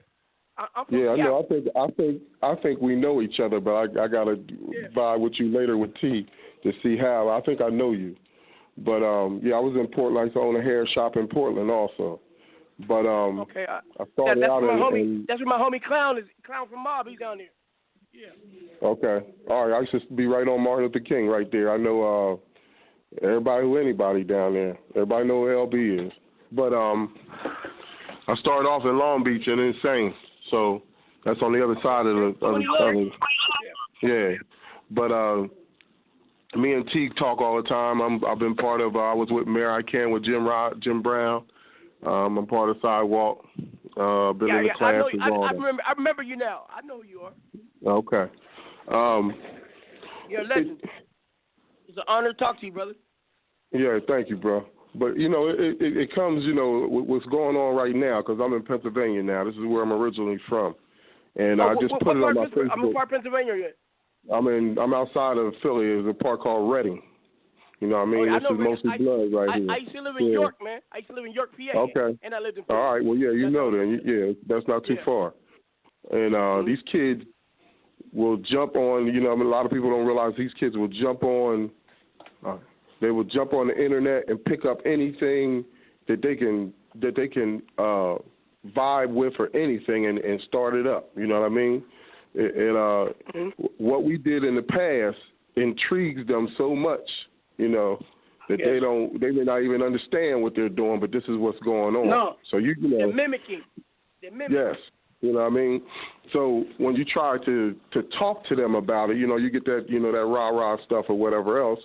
But it comes to us to mentor them and try to pull them in any kind of way we can, you know. I got a group of bulls in Reading. They're blood and Crip, and they got a lot of respect for each other. They love each other. You know what I mean? It's something beautiful happening. You know what I mean? They don't know what direction they're going. Yes. Love it. You know, I'm not far from Chester. I'm not far from Coatesville. All these little towns, you know what I mean? And sometimes, even when I was down in Charlotte, it's the outside towns that have grouped to this, you know what I mean, and really just ran with it. It's like, it's crazy. But we got a responsibility to it. You know what I mean? Everybody that's made it through, that's out here, doing positive things and whatever else, it's sometimes it's just walking up on the street and talking to them. You get more flack and more fight from the so-called parents and the churches. You know what I mean? It's a shame brother, that it's I tell way. people, all these young people need is attention. Just give them love. That's it. I mean, come on. They join gangs to get love. They get it not get at home. Right, exactly. I love you, little sis. And the point about it is, rather than take a building and make it a community center or anything like that, you got to fight every kind of way to try to get anything from them. They think everything is free. It's horrible. We got the solution. We learned what happened with Freeway Rick, that they don't want us to have nothing. Remember back in the day, we used to hang out at the community centers. We had somewhere to go. Right, yeah. He used to give bikes away and everything like that. Yeah, I remember. I remember all that. We had outlets, and then when they took it from us, that's when we started killing each other. Right. You know what I'm saying? Because you had nothing to do. Took your anger out on each other. Mm-hmm. Right. And the thing is, I grew up with Crips all my life. I never had a problem with a Crip. Right. They should protect me. Matter of fact, my bodyguard now is from Pomona. And that Trade 57. Now though, Madam Force, where that blue and red rivalry, most people don't even know why they at war. Why you hate a Crip? Oh, no. When they really think about it, right? Yeah. It's crazy. You're liable to hear anything. These kids, the things that they come up with, or half the time I sit back and I watch them do the handshakes, and they be like, "Oh, you don't know that?" I said, "Nah, we ain't do all that." Yeah. we signs or whatever else. But all that stuff y'all doing, huh? I said you just dapped it up and said, all the little signs y'all doing and everything else, y'all just came up with that because they ain't been around that long, bro. And so I sat back and you just kind of just watch them sometimes and just pay attention. You know what I mean? And they starving for whatever. That's the key. They're starving for something, anything to fill that void. And if we don't fill it with food, they get filled with poison. They're gonna get it from the wrong places. Let me just throw this in there. And some people ain't gonna like what I'm about to say. When I go to L.A., I check in, okay? Because L.A. is the hub. Even though I'm not an L.A. person, L.A. don't run me.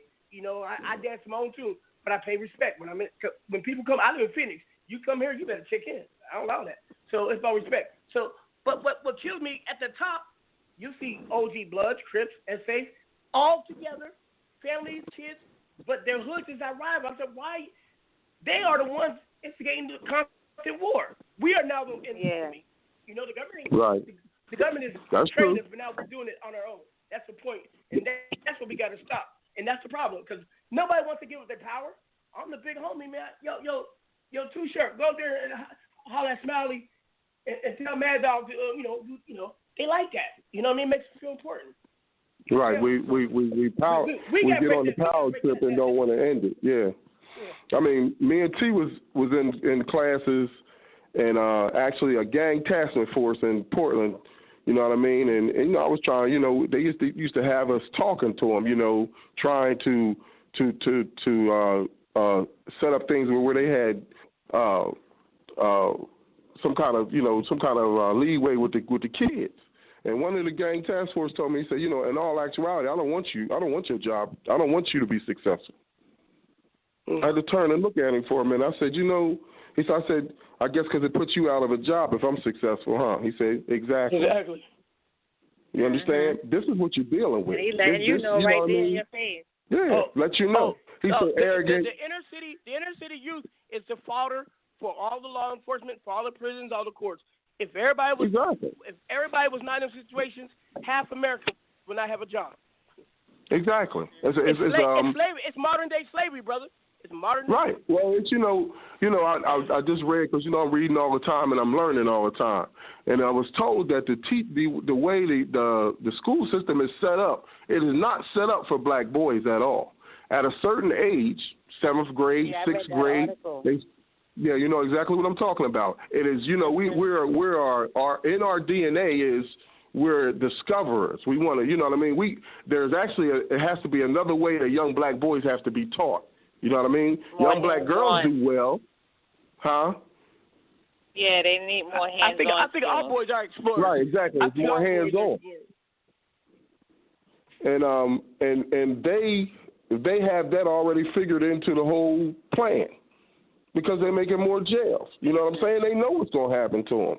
6th and 7th and 8th grade. I remember my kids got in trouble one time, and I went up to the school, and the 8th grade vice principal told me, he said, you know, half the kids, he said more than half the kids that we send out of 8th grade will drop out by 10th grade. I said, you actually know this and you're proud? You don't feel as though you should be trying to do something? They're none to it because they have no control because they have no resources.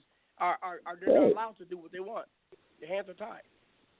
I mean, it blew my mind. I said, and I just walked out the class, walked out the school like, man, and you watch it. You know what I mean? I watched my kids when they were, from elementary on to 6th and 7th, and then it starts to happen. You know what I mean? Where their friends become more important and everything and what's going on.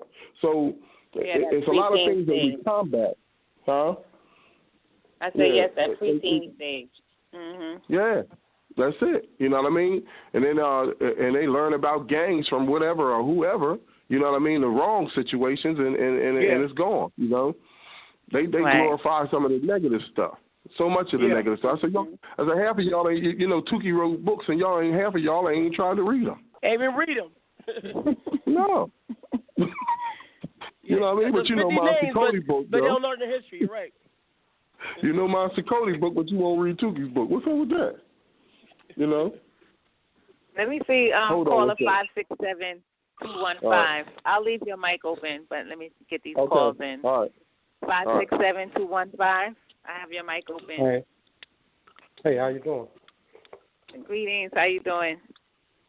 I'm fine, thank you. Can you hear me well? Yes, we hear you good. Hello? Oh, okay. We hear you. All right, it's an honor to be a part of this discussion, a part of this whole conversation in this broadcast. T.Rodgers is my father. And when I say my father, I'm not from his loins, but I'm one of the many sons that he adopted and took up under his wing. When I reached out to him, I called him. And, yeah. All right, I'm trying to hang you up. Hold on.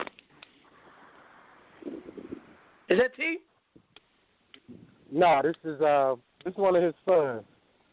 Oh, you sound just like him. I know.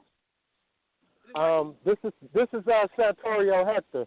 I'm also from Cleveland. I'm a hip hop artist from Cleveland, Illyville Records, Black Heart Productions, Management, Publishing. You know what I'm saying? I used to bang Blood back in the day. A Blood named L.A.J. from Hawthorne, California, came here in the late 80s, early 90s, and took over the King Kennedy projects, and then from that central area took over the whole dope trade in Cleveland. We were initially like insane vice lords, but I remember. Yeah, my big brothers started rotating with L.A.J. and they flipped us into a Blood set. So I there you have it. That's how it happened. Yeah, I ain't had no type of rank or no status or nothing like that. So I just had to go with the flow, and I just dived in full force, and that's just what I did. And what happened was in 2005, I was out in a place called Ashtabula County, which is on the Ohio, Pennsylvania border, just before Conneaut. And by Warren. It was a town that had been colonized by Los Angeles Crips. I mean, it was 5'9", 7'4" Hoovers, IG sleeves down there, and it was like about 3 generations, maybe 4 generations. They was slinging that crack. Yeah, but it was a national peace treaty in '93 that took place in Missouri, and peace treaties don't stop people from selling drugs. It makes it more don't. profitable. There's no violence. But it was it was different for me, Mac Drama, and you know, I remember you from the Miseducation of the Bloods documentary, and you speaking on there, and you was just speaking some real shit, and so you know, hat off to you too, because you know I respect you, and you know I was listening to what you said in the documentary, man. You know, Miseducation of the Bloods. But that was my situation, and I hadn't been actively gangbanging in a long time, but so I go to this place in 2002. It's 2002. I'm like, niggas don't even bang no more. Excuse me, I'm thinking brothers don't bang no more, and I go and I walk in the store. I walk in the store, and a white man was looking at me all crazy, and I said, you know, is it a problem? And he said, you're not scared to wear red? And I said, what you mean? Scared to wear red? He said, you're not scared to wear red? And I said, well, what's going on? Why should I be scared to wear red? And he said, the Crips. And I said, the Crips? And he said, yeah. I said, for real? And, man, I was up there by myself. I mean, you know, and it was kind of immature. It was immature, bro. It was immature. Now that I know it was immature, but I hadn't been actively gangbanging in a minute. But I'm like, oh, these brothers got up here terrorizing the city. I drove back to Cleveland, jumped in my car, drove back to Cleveland, went to New Flavor on 105, bought a fresh pair of red Chucks, and just after that, it was just on and popping. So when I called Pop... Let me tell you something real quick. I used to go back and forth between the East Coast and West Coast, and I remember I used to go East Coast, and they was like laughing at me. I'm wearing a Jerry curl, wearing khakis and all that. And then the movie Colors came out. Then Colors came out. And then the next year, everybody was wearing blue, acting like they were the West Coast. It cracked me up. Right. Right. It's crazy. So I called Dad in like 2004. Like it was like 2004. I reached out to him, and the thing about Dad is he knows when somebody reach out to him and they on some old gangbanging, what he call it, gangbanging, goofy shit, and on some BS, he could just tell. Yeah, he could tell from their whole conversation. So I call him, I give him the rundown, I tell him my story. He already know what I'm on. You know what the man told me? He said, young brother, he said, the best revenge that you can have on these people is to live right. Love, truth, peace, freedom, and justice. That man, he got so many, what they call it, eloquium. Man, he needs to write a book on it. Wait till y'all speak to the wisest man on the planet. I know he's Moses. Me. Mac Drama, man. He say the best revenge you can have is to live right. Love, truth, peace, freedom, and justice. I'm thinking like, is this the T.Rodgers that I've been reading about? Co-founder of the Bloods, big OG, we started the Black Peace Zone. That's right. I'm like, you heard right. I'm like. When people meet me, they be thinking I'm gonna be some 6'9", dark skin. Man, I tell you catch me with a suit. You catch me with a suit and tie. You know, that's just the way it is. They build you something that ain't, but because it's what you're doing that overshadows things. Yeah, T.Rodgers is shorter than me. But to me, he's saying tall as a mountain. And he told me that, and I was like, man, I'm out here at I'm talking about with real Crips. I'm like, I don't got time for this. I'm trying to get some troops or something. Like, send me some troops. Hey man, they all real. They all real. If they can kill you, that bullet will still kill you.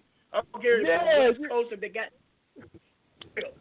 I don't like when people say, well, that was real, one fake. No, ain't no one fake. If you could die, period. Now I know that now, but what I'm saying, Drama, when I say that is like what you was talking about. About knowledgeable. I guess you. I follow you. Yeah, these youth out here that's just picking up something and running with it and not really understanding. It didn't even click in my head. I wasn't even trying to hear nothing that my pops was saying, and it didn't click into my head until I was sitting behind bars in prison. Yeah, that's revenge that you can have on these people is to live right. It kept ringing in my head the whole time. All my time doing my prison, it kept ringing in my head. The best revenge that you can have is to live right. And that's when it clicked in my head. But what was hurting me was the fact that I had so much love for this blood thing that it was just seeing like the destruction in the streets. And then I'm in jail, and people telling me that it's Pyrus and it's Bloods that's on the West Coast that's killing each other. And I said, man, you crazy. I said, everybody's that ain't killing never each other happened. now, bro. Everybody's killing each other now. It don't matter. I said, man, you crazy. I said, Bloods don't fight Bloods. Bloods don't kill Bloods. That's unheard of. They were like, no, bro, that's what's going on in California. For folks not listening, back in the day, Crips were known to fight amongst each other in Bloods because they was outnumbered, was always united. So now, 2017, it's not like that no more. It don't matter. Everybody's anybody killer, unfortunately. And that's why I said genocide is among us, and we got to change that. You know, and when he talk about he loves his blood stuff, folks, you got to understand, black people in America have no culture, no history. I'm Latino, I got something, but I still don't have nothing. This gangbanging gives them something to believe in. So don't judge my brothers and sisters harshly because they're gangbanging or whatever, because I came from the suburbs with money. I still became one. No, I love them. I love them all. That's why I'm out here. The first thing I did when I got out was reach out to Pop, reach out to Dad, because he don't like you to call him Pops. I reached out to Dad, and I instantly connected with him. And then I started reaching out to different homies from all the little different blood sets. My uncle was a Kiwi. My uncle got caught up in a drug conspiracy in the 90s where the Linwood Crips came and took over Akron, Ohio. My uncle went to prison and met a Crip in prison and got out and probably went to California and put in some work and came back with about 6 or 7 Linwood Crips and took over Akron, Ohio. And there was a big drug conspiracy, news people, all of that, and got sentenced to 19 years for them cats and kept his mouth closed. So I don't trip on none of that. I'm going to cut you off, but your story is the same story whether you're in Ohio, New Jersey, Pennsylvania, Florida. It's that crossing in of cultures and things that is doing. And the reason I'm saying this, imagine all that was on some positive shit. Where we would be at right now. You see, when civil rights was given, some other with the Jews, the brothers got left behind. We're still in the struggle. You know what I mean? And we're still in the loop. We got to break that loop, man. And we can't depend on the white man or the Jews, man. We got to depend on each other because all we have is one another. We're doing it. We're doing it right now. Yeah, let me open up line. Let me open up another line. Can you bring on T? Find T. He's on a 310 number or unknown number. Oh, Mac Drama. I do, and I know Dollar Bill. I know Dollar Bill. Okay, hold on. Let me see. Maybe he's this 111 number. Let me see. Yeah, that's him. Bring that on. That got to be him. 111. Is that you, T? Hey, y'all know I can cuss in 7 different languages. I knew that was him. He probably Mac Drama, shut the fuck up and give me the phone. Give my language. Pardon me. I gotta. Okay. What's up? Everybody. I didn't know what kind of number that was. The big homie T.Rodgers, but you know he's a regular man, but he's a man that gets a lot to say. Welcome aboard. Go ahead. Well, thank you for having me. You know, this was worse than American Ninja. I had to jump through holes, over puddles, climb through walls. You know, but I'm here. I'm grateful and learning patience and being humble. You know, everybody that actually associates with me, there's one thing that I always say: the greatest respect that you can give another human being is just to listen.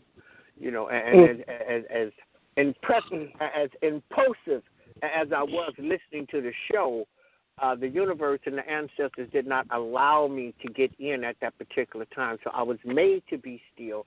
I was made to just listen. And right now I'm just humbled and I'm grateful. I heard the comments that the people said, and in the immortal words of Sally Fields at one of the Academy Award show, she said, "You love me. You really love me." And we love you, brother. Yeah, I think that was nice.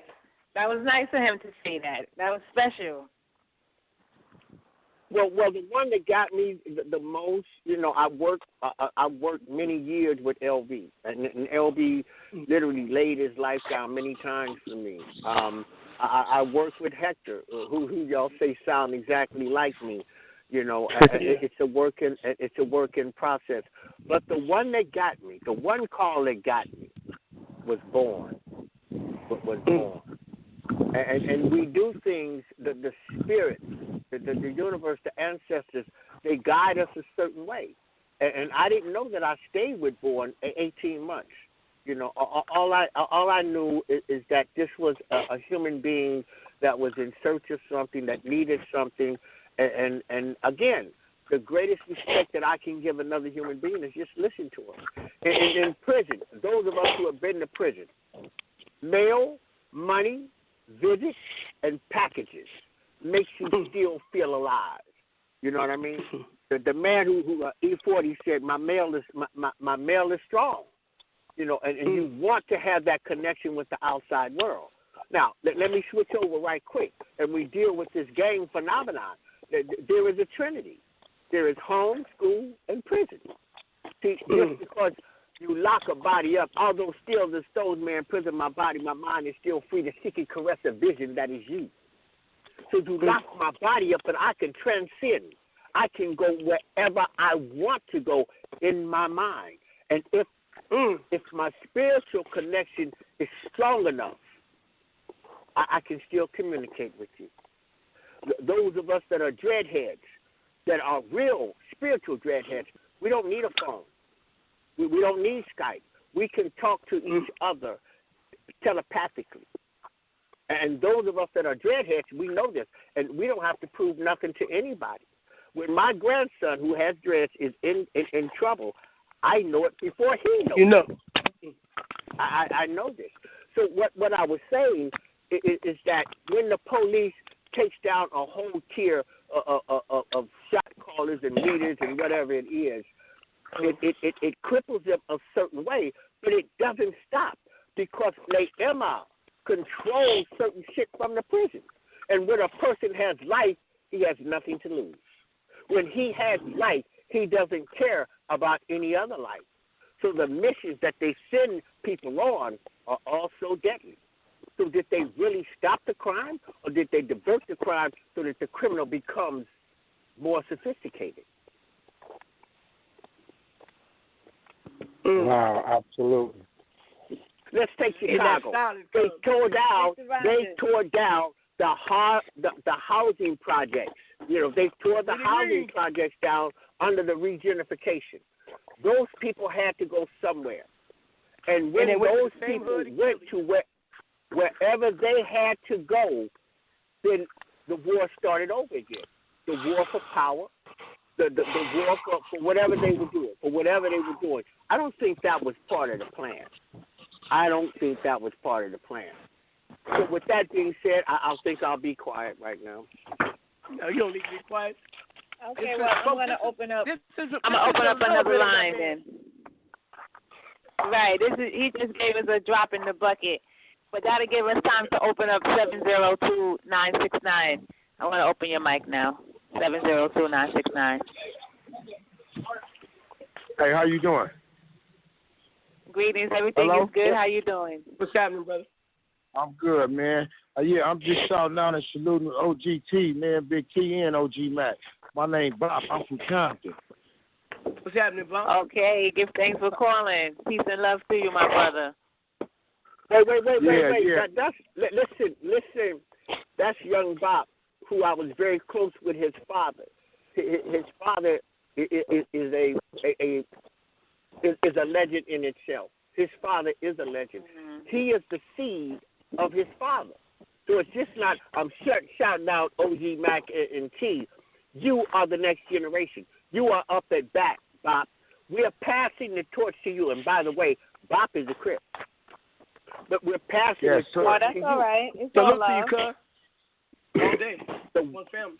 The groundwork that myself and Mac has put in, you, my son, have to be greater than both of us. That is your mission. Yes, sir.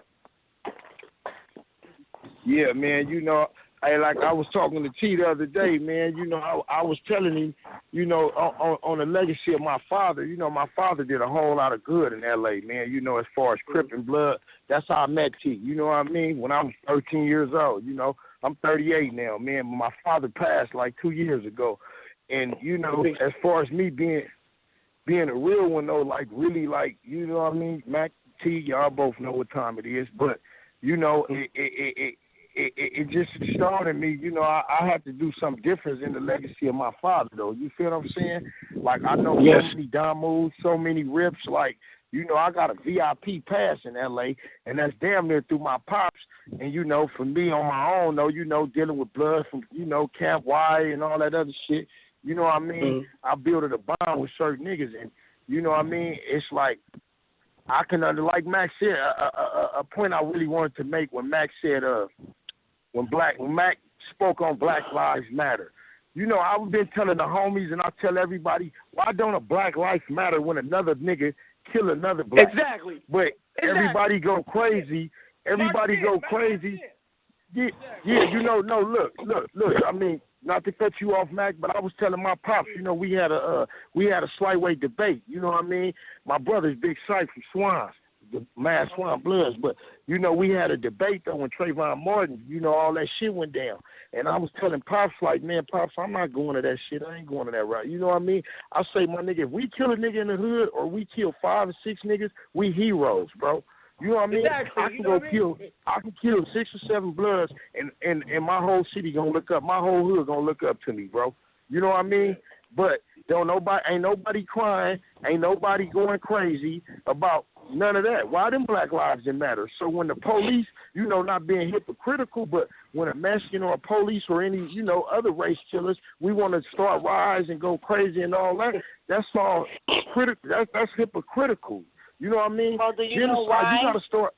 But you know what? You gotta go to the root of why black on black crime even exists anyway. Because if you're not in a crappy environment, then you wouldn't take your anger out on one another. It's the environment that got us killing each other and crabbing in the buck with each other. That's why we're doing that. I totally understand that. Don't get me wrong now, Kwame, don't get me wrong. So I'm not against blacks. I'm not against my people. Why that's happening. No. Yeah, I'm not. Yes. I mean, I'm a part of the problem, ma'am. So I understand exactly what you're talking about. You know what I mean? But at the same time, It's just like, you know, with homies. I mean, you know, a lot of niggas like, you know, they do this shit for the TVs and for the network. I do this shit, you know, unknown. You feel what I'm saying?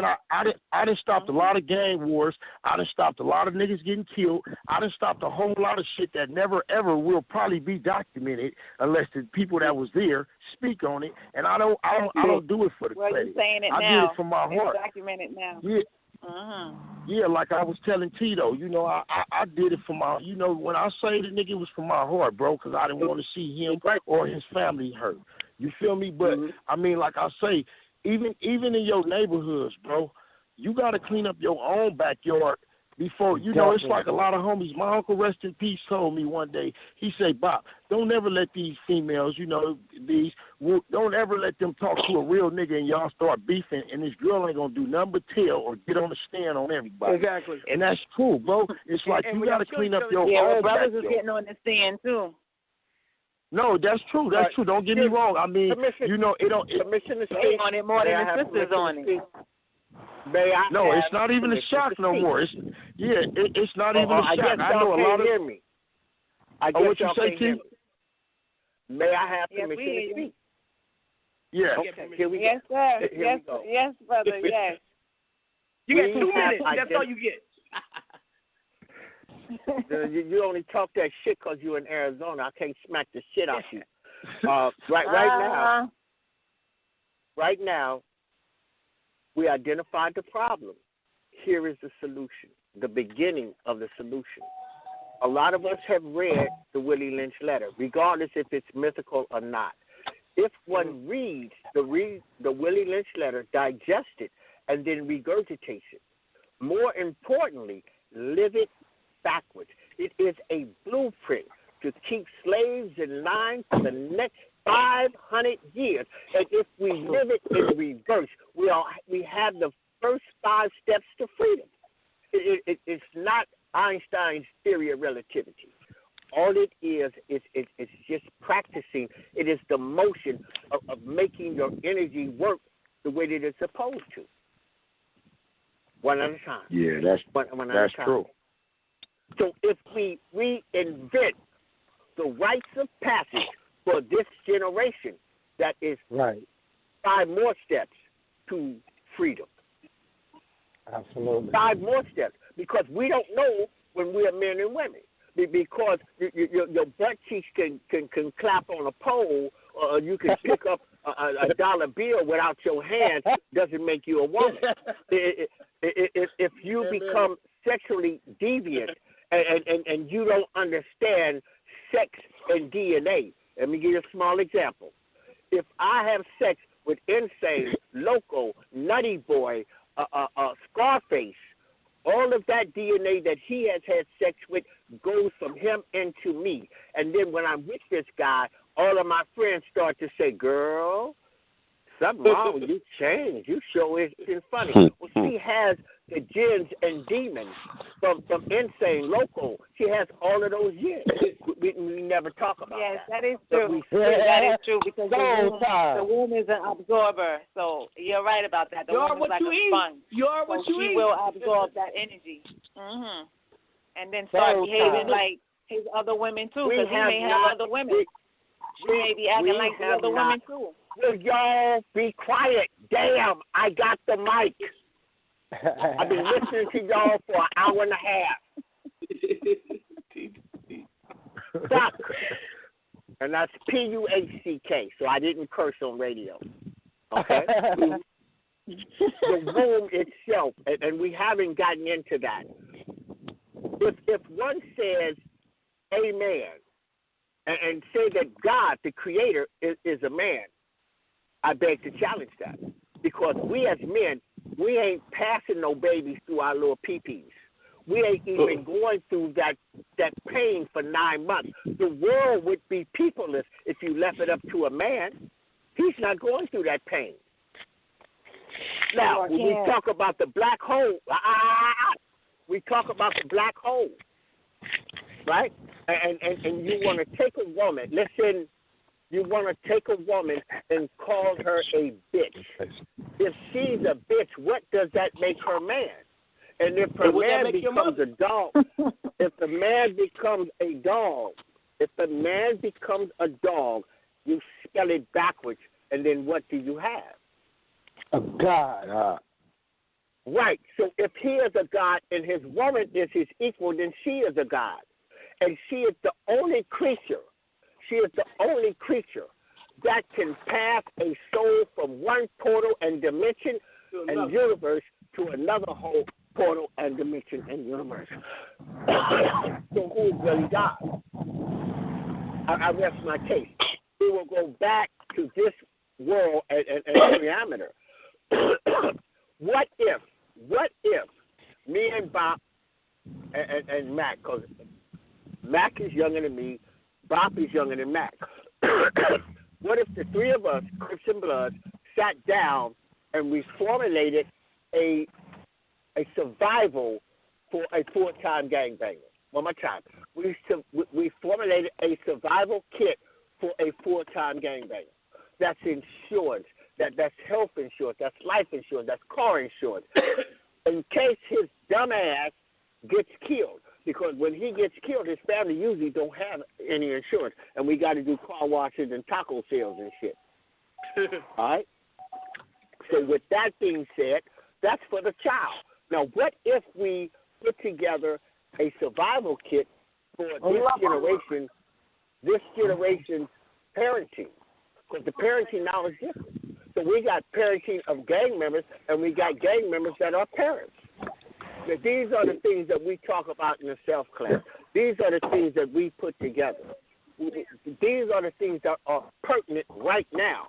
No, I do not want to tell you stories about my history and what I've done. My life is an open book. You can catch it on Google or any of the books that I wrote.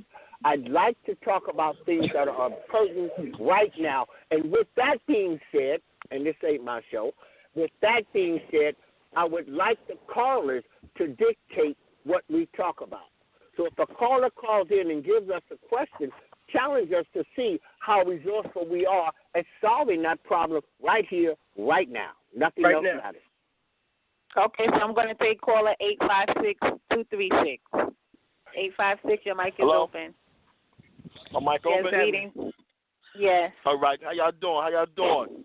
It's called the... I'm blessed. How are you? I just want to say peace to everybody. I've been listening all night. The old man called me today. That's my big bro. You know what I'm saying? I'm from Newark, New Jersey. It's a lot of things that go on out there. You know what I mean? We try to heal the streets ourselves. Myself. I am a red side person myself, and like I said, there's a lot of things going on in the streets that need to be held with the younger generation. You know what I mean? Walking the wrong ways and not being able to walk the right ways. And I just want to a little more advice on what can we do to save these streets.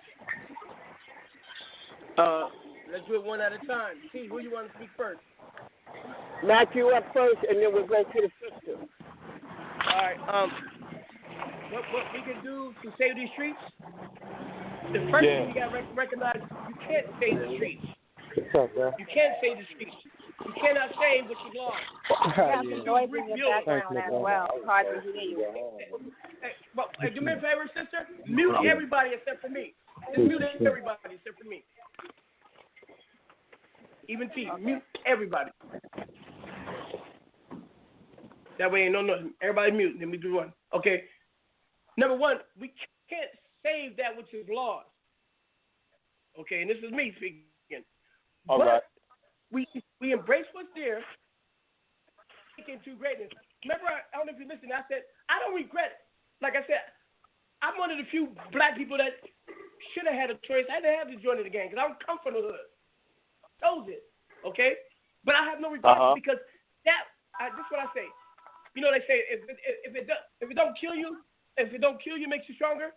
My saying is, if it don't break me, it makes me. It's what the main foundation of what I am, and even the darkness of it. So you gotta embrace it. But now, once you recognize it, get knowledge of truth and self, go into a positive change. So the only thing you can do is wake them people up. That's it. They gotta woke the fuck up. That's it. It doesn't take a rocket scientist. You do it one at a time. You see, we got Big Pop Bop on here. OG Love from Compton, what you want to call it?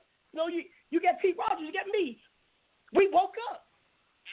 Definitely. People wake up. That's Definitely. It. That's all you got to do. Definitely. One at a time. Wake them up, and then bring them together and say, look, it goes like this.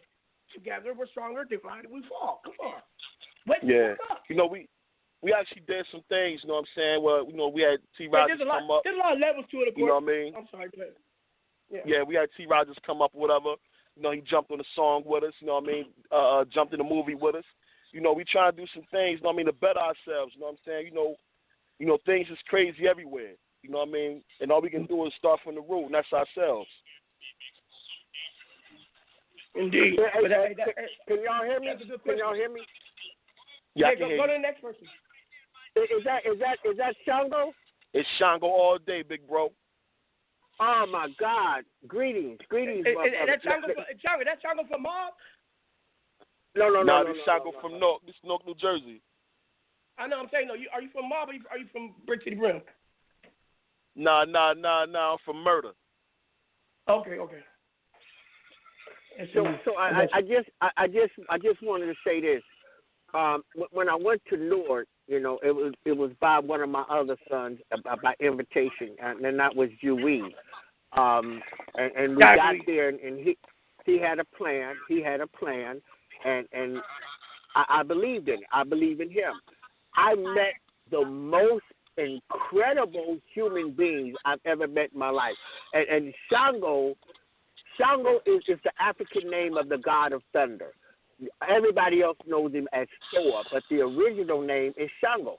And when I met this brother, his name is Swift, just got out the penitentiary. And when I met the brother, thick, imposing, intimidating, mandinka-ass motherfucker, he blocks the sun and the moon, but he is so fucking gentle. He looks the part.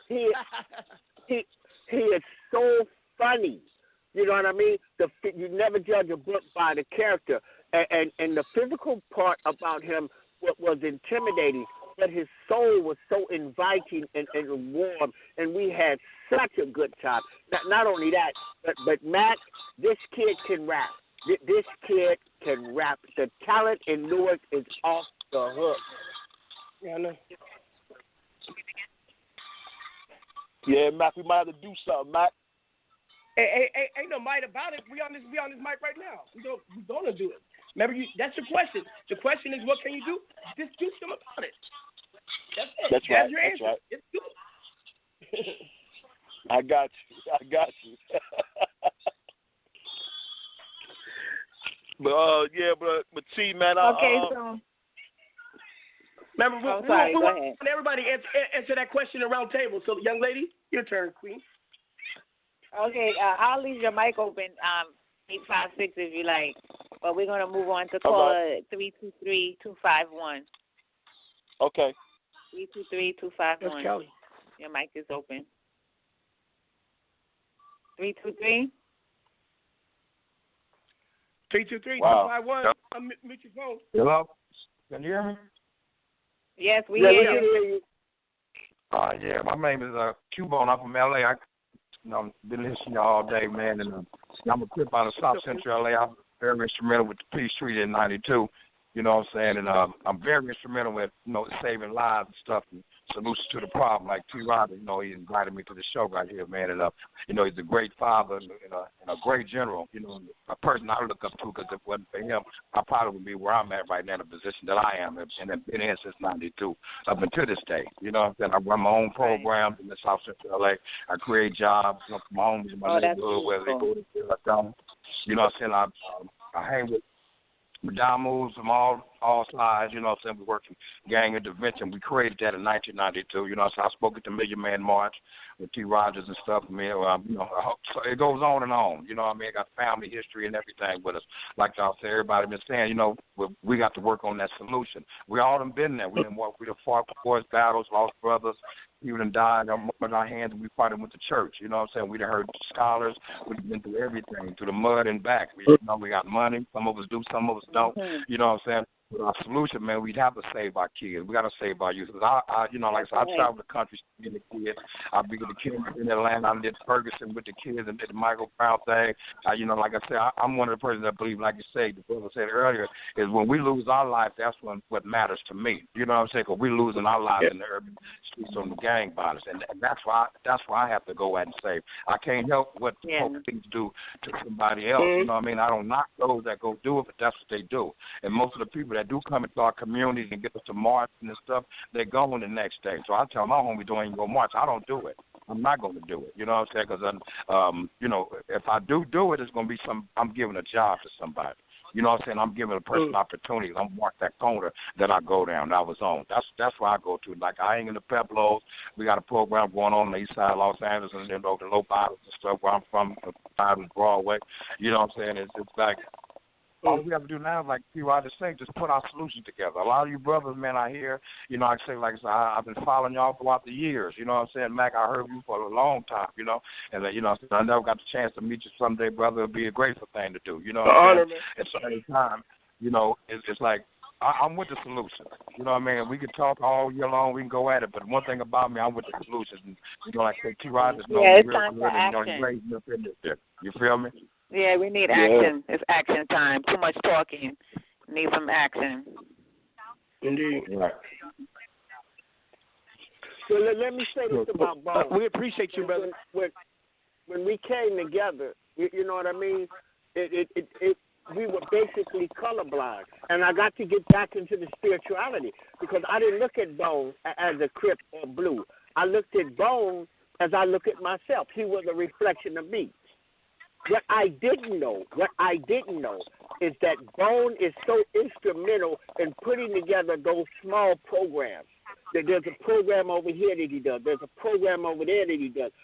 And Real Bad Boys Move in Silence. Real Bad Boys Move in Silence. Bone is really putting in work. And he ain't looking for no fanfare, no pats on his back, none of that shit. Just get the job done. Now, hey, Q. Mm-hmm. Hey, I'm right here. I would love for Michi to call in from a woman's point of view. I'd love for Tia to call in from a woman's point of view. That would like really. That would enhance the show. I need to talk to my sisters. Yeah. That's true. They are listening because people are texting me and hitting me on social media listening, and some of our ladies, Big up from 456 Island, won't you call in? Mm-hmm. All right, his sisters are very. There's a lot of sisters very influenced about it, man. You know, like you said, we gotta get together and make it happen. Let me say this. Let me real quick, T. Now we can make it happen because we on both coasts. Because this is the problem on both coasts, not just one coast. It may start on one. It's on both coasts, and look at it. We're all connected now, more so than ever. Said actions, we got to make it happen. Well, what I wanted to say was this. The streets have a grapevine that is much greater than any cell phone ever invented. Okay? And with that being said, if I have a problem, there was a problem in L.A. with some Masons. And one of the Masons reached out to me. Is there no help for the widow's son? And we got together. I put a call in the Bone. Bone put a call in. We got the shot callers from the set to actually come together. The reason why it didn't come together because that particular mosque didn't want the publicity. See, what I'm saying is that we are ready. We are ready. I will fight with you. I won't fight for you. Yeah. We got World War III going on in the background, but it's cool. I got grandkids. Right. Who's watching CNN? I watch it all the time. Oh, because we can hear it in the background. Can you turn your television down? Oh, no, that wasn't me. I know it was him. No, it's the two gangster, huh? I ain't did it. It wasn't me. My hands are right here. I got an alibi. I called my lawyer. It wasn't me. Yeah. You better talk to my lawyer. And the TV ain't stolen. Yeah, and the TV ain't stolen. Yeah, that part. No, it wasn't for.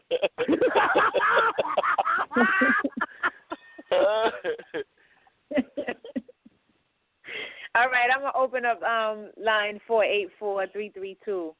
Your mic is open, 484-332.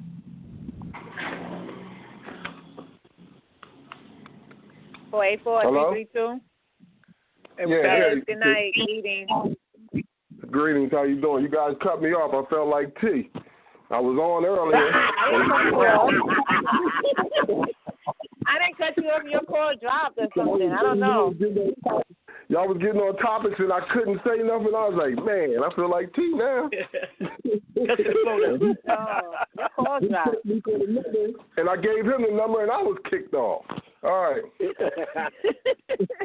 Well, you should have said something. I could have called you from here. I didn't know. I sent the message to T, but I guess he got so involved. You know, he was so happy with his time. But I got some good messaging going on. This is a meeting of the minds that should have happened a long time ago. We got to do something with this, though. We just can't let it just linger and just have this conversation. We need to get each other's numbers and keep it moving. But you know, the glue in I'll say it, the blood of this is T.Rodgers. You know what I mean? We all got a relationship with him that is the glue to everything. You know, I call this brother up in the middle of the night because I had a dream, and I'll tell him, like Martin Luther King, and we'll go back and forth, and he'd say, you know something, LB, it don't mean nothing if we don't act on it. I said, you're right. Yeah, it's actually right. That's right. That's right. So my dad's favorite thing ever was action speak louder than words. Exactly. And from you know better, you want to do better, and we know better. So we need to put our minds together and our talents and our skills and get this plan going because we see what the problem is. We know why we killing each other. We understand it because we just said it tonight in so many different ways. We all still coming to the same old conclusion. So we on the same frequency. But now we got to get in synchronization and get some action going so this vibration and the frequency can rise and start resonating into the people that we're trying to reach out to. You know what I mean? And taking some words from a brother that I love, why would you let your enemy teach your kids? So we got to start there. Of course. We should be homeschooling more. We should be doing health and nutrition classes with our children.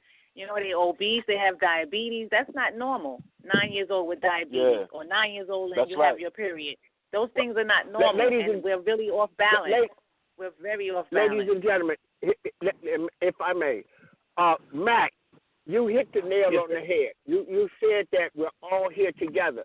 We got young Bob out of Compton, and he's somewhere else doing the work. All right? We got L.B.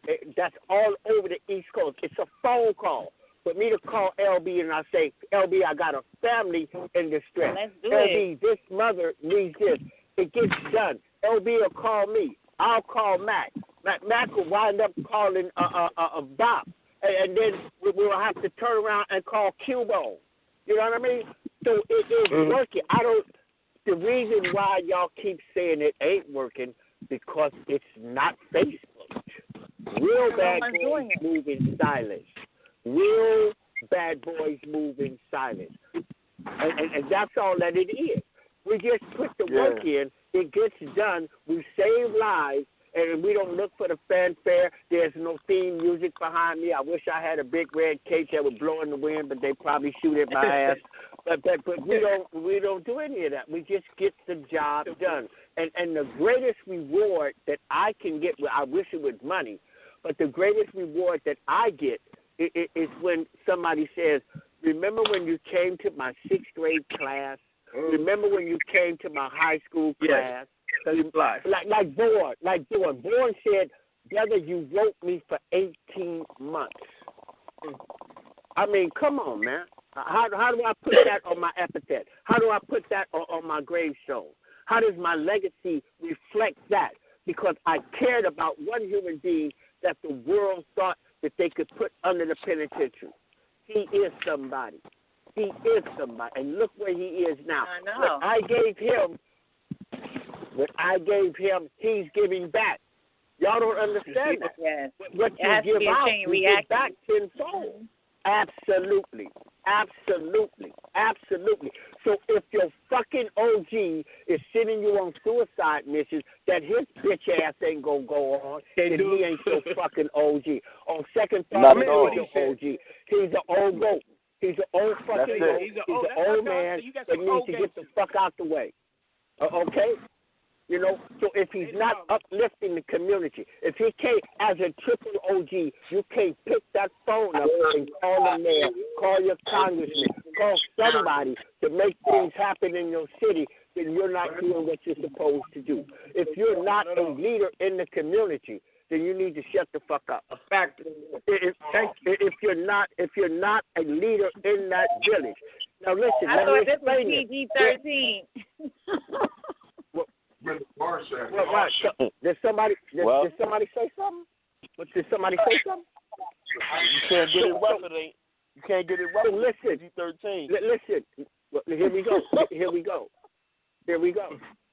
If an old man, the difference between an elder and an old man has not put in any work, any part of his life. An elder is one who has put in work all of his life.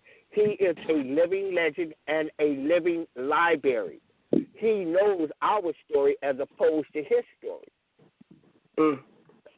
Plain and simple. That's right. Plain and simple. That's right. So when a youngster approaches and then just throws out the term OG loosely, then he's honoring the wrong people. I don't answer to OG anymore. I don't. I don't, because it has no meaning. As Matt said, we earn those titles. Blood, sweat, tears, and years. But now any old fool can be called an OG. They passed me with that. Yeah. Oh wow, that's deep. That's really deep. Because when I saw it, from a young girl, I always thought that OG meant old God. But I didn't see it as a negative. I just saw it as, an old God, It can be. But, some people have their own definition. Right. Right. And then, you know, a YG or Young Guard, you know, that's YG is Young Guard, OG is Old Guard. That's how I cited it. From the 5%ers and, you know, the Gods and Herbs and all of that. You know, I remember those days, calling each other God and brother and queen and king. We need to get back to doing those things, too, because the bitches and hoes ain't working anymore. We start calling each other queen and king. Again, let me interject. Everybody's not a king. Everybody's not a queen. Everybody's not a god. Well, you understand? We're not. Okay, we don't have to literally say it, but we need to start calling each other by our proper names and not using curse words to identify one another. That's what I mean. You're right, everybody's not a king and a queen, but in our own right, we are our own god and goddess. So let's respect one another as that, is what I'm saying. So, sister, let me say this. You know, some of the most intelligent people in the world are the most prolific swearers. I mean, they could string together a paragraph of curse words that you would not believe, and it would be I am one of them. I am one of them. That's what I was going to say. Yeah. I'm throwing it down because I'm on her show. Yeah, I can dig it.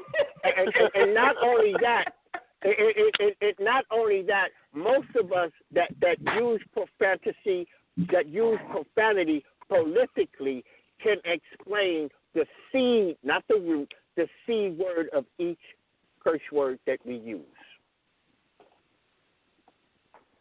I ain't gonna say shit after that. Okay. boy. But this is all love. Yeah, it is love. You know, all y'all, everybody here, we all love T, whatever else. But me and T shared a domicile together, so I know him. You know what I mean? Okay. So I know exactly what he's talking about when he say what he's saying. Because I done seen him cuss some people out. Everybody in the room be scratching their head like, okay, he'll beat you getting mad.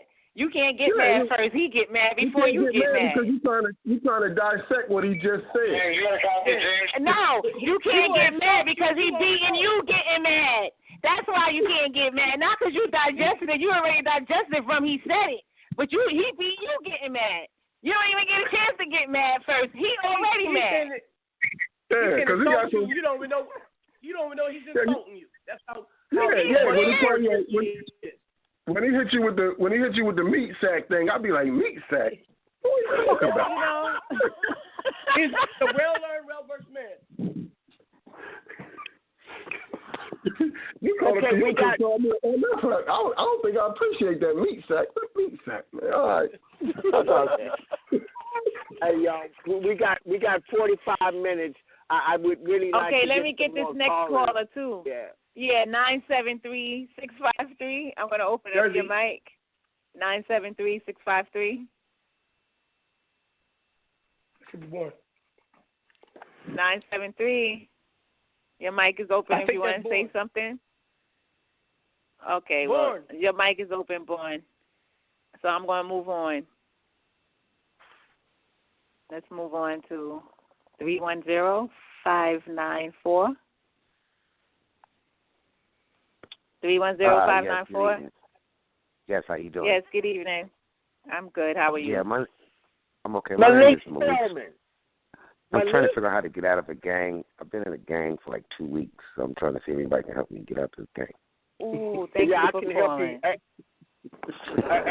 Hey, young man, I can help you get out.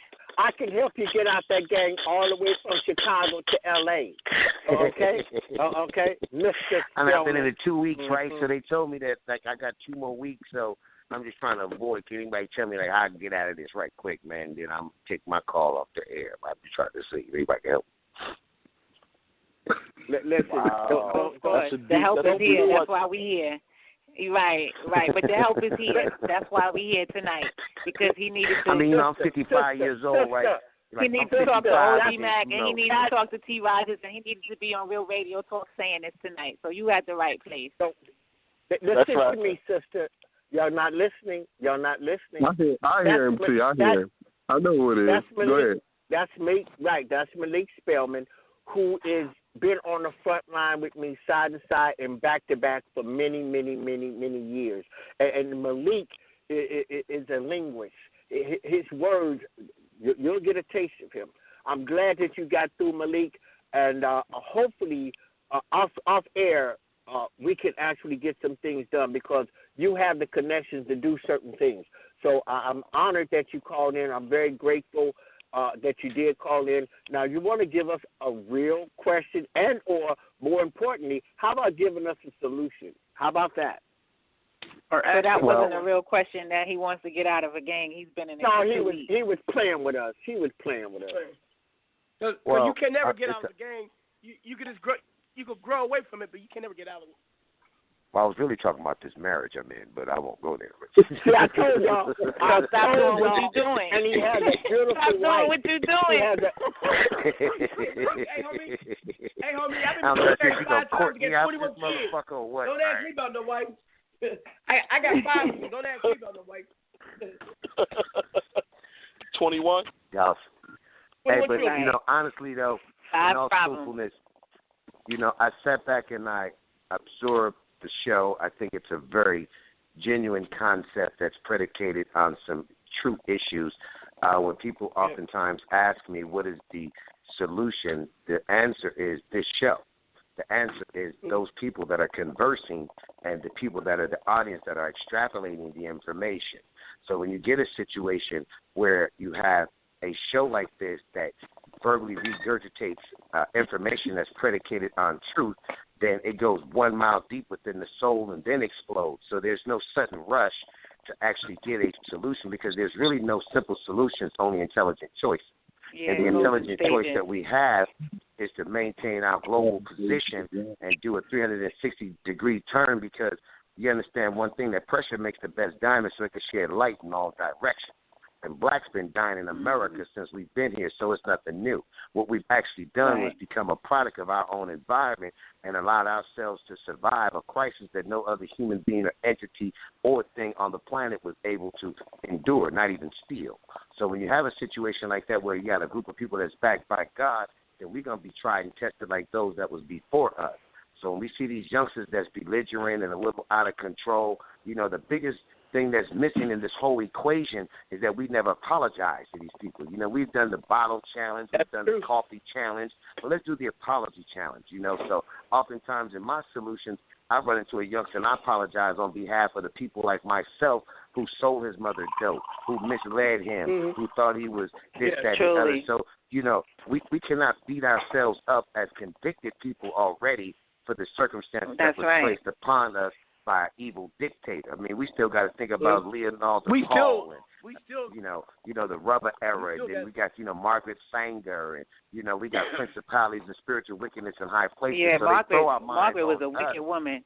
Mm-hmm. Yeah, then you got your man that was in the rubber era, King LaPaul. So to teach the people the history of who they're dealing with allows them to curve or cut a path to their own future. But the object of the enemy is to inundate you with your own problems in your own self to keep your mind off of him and the bigger for us.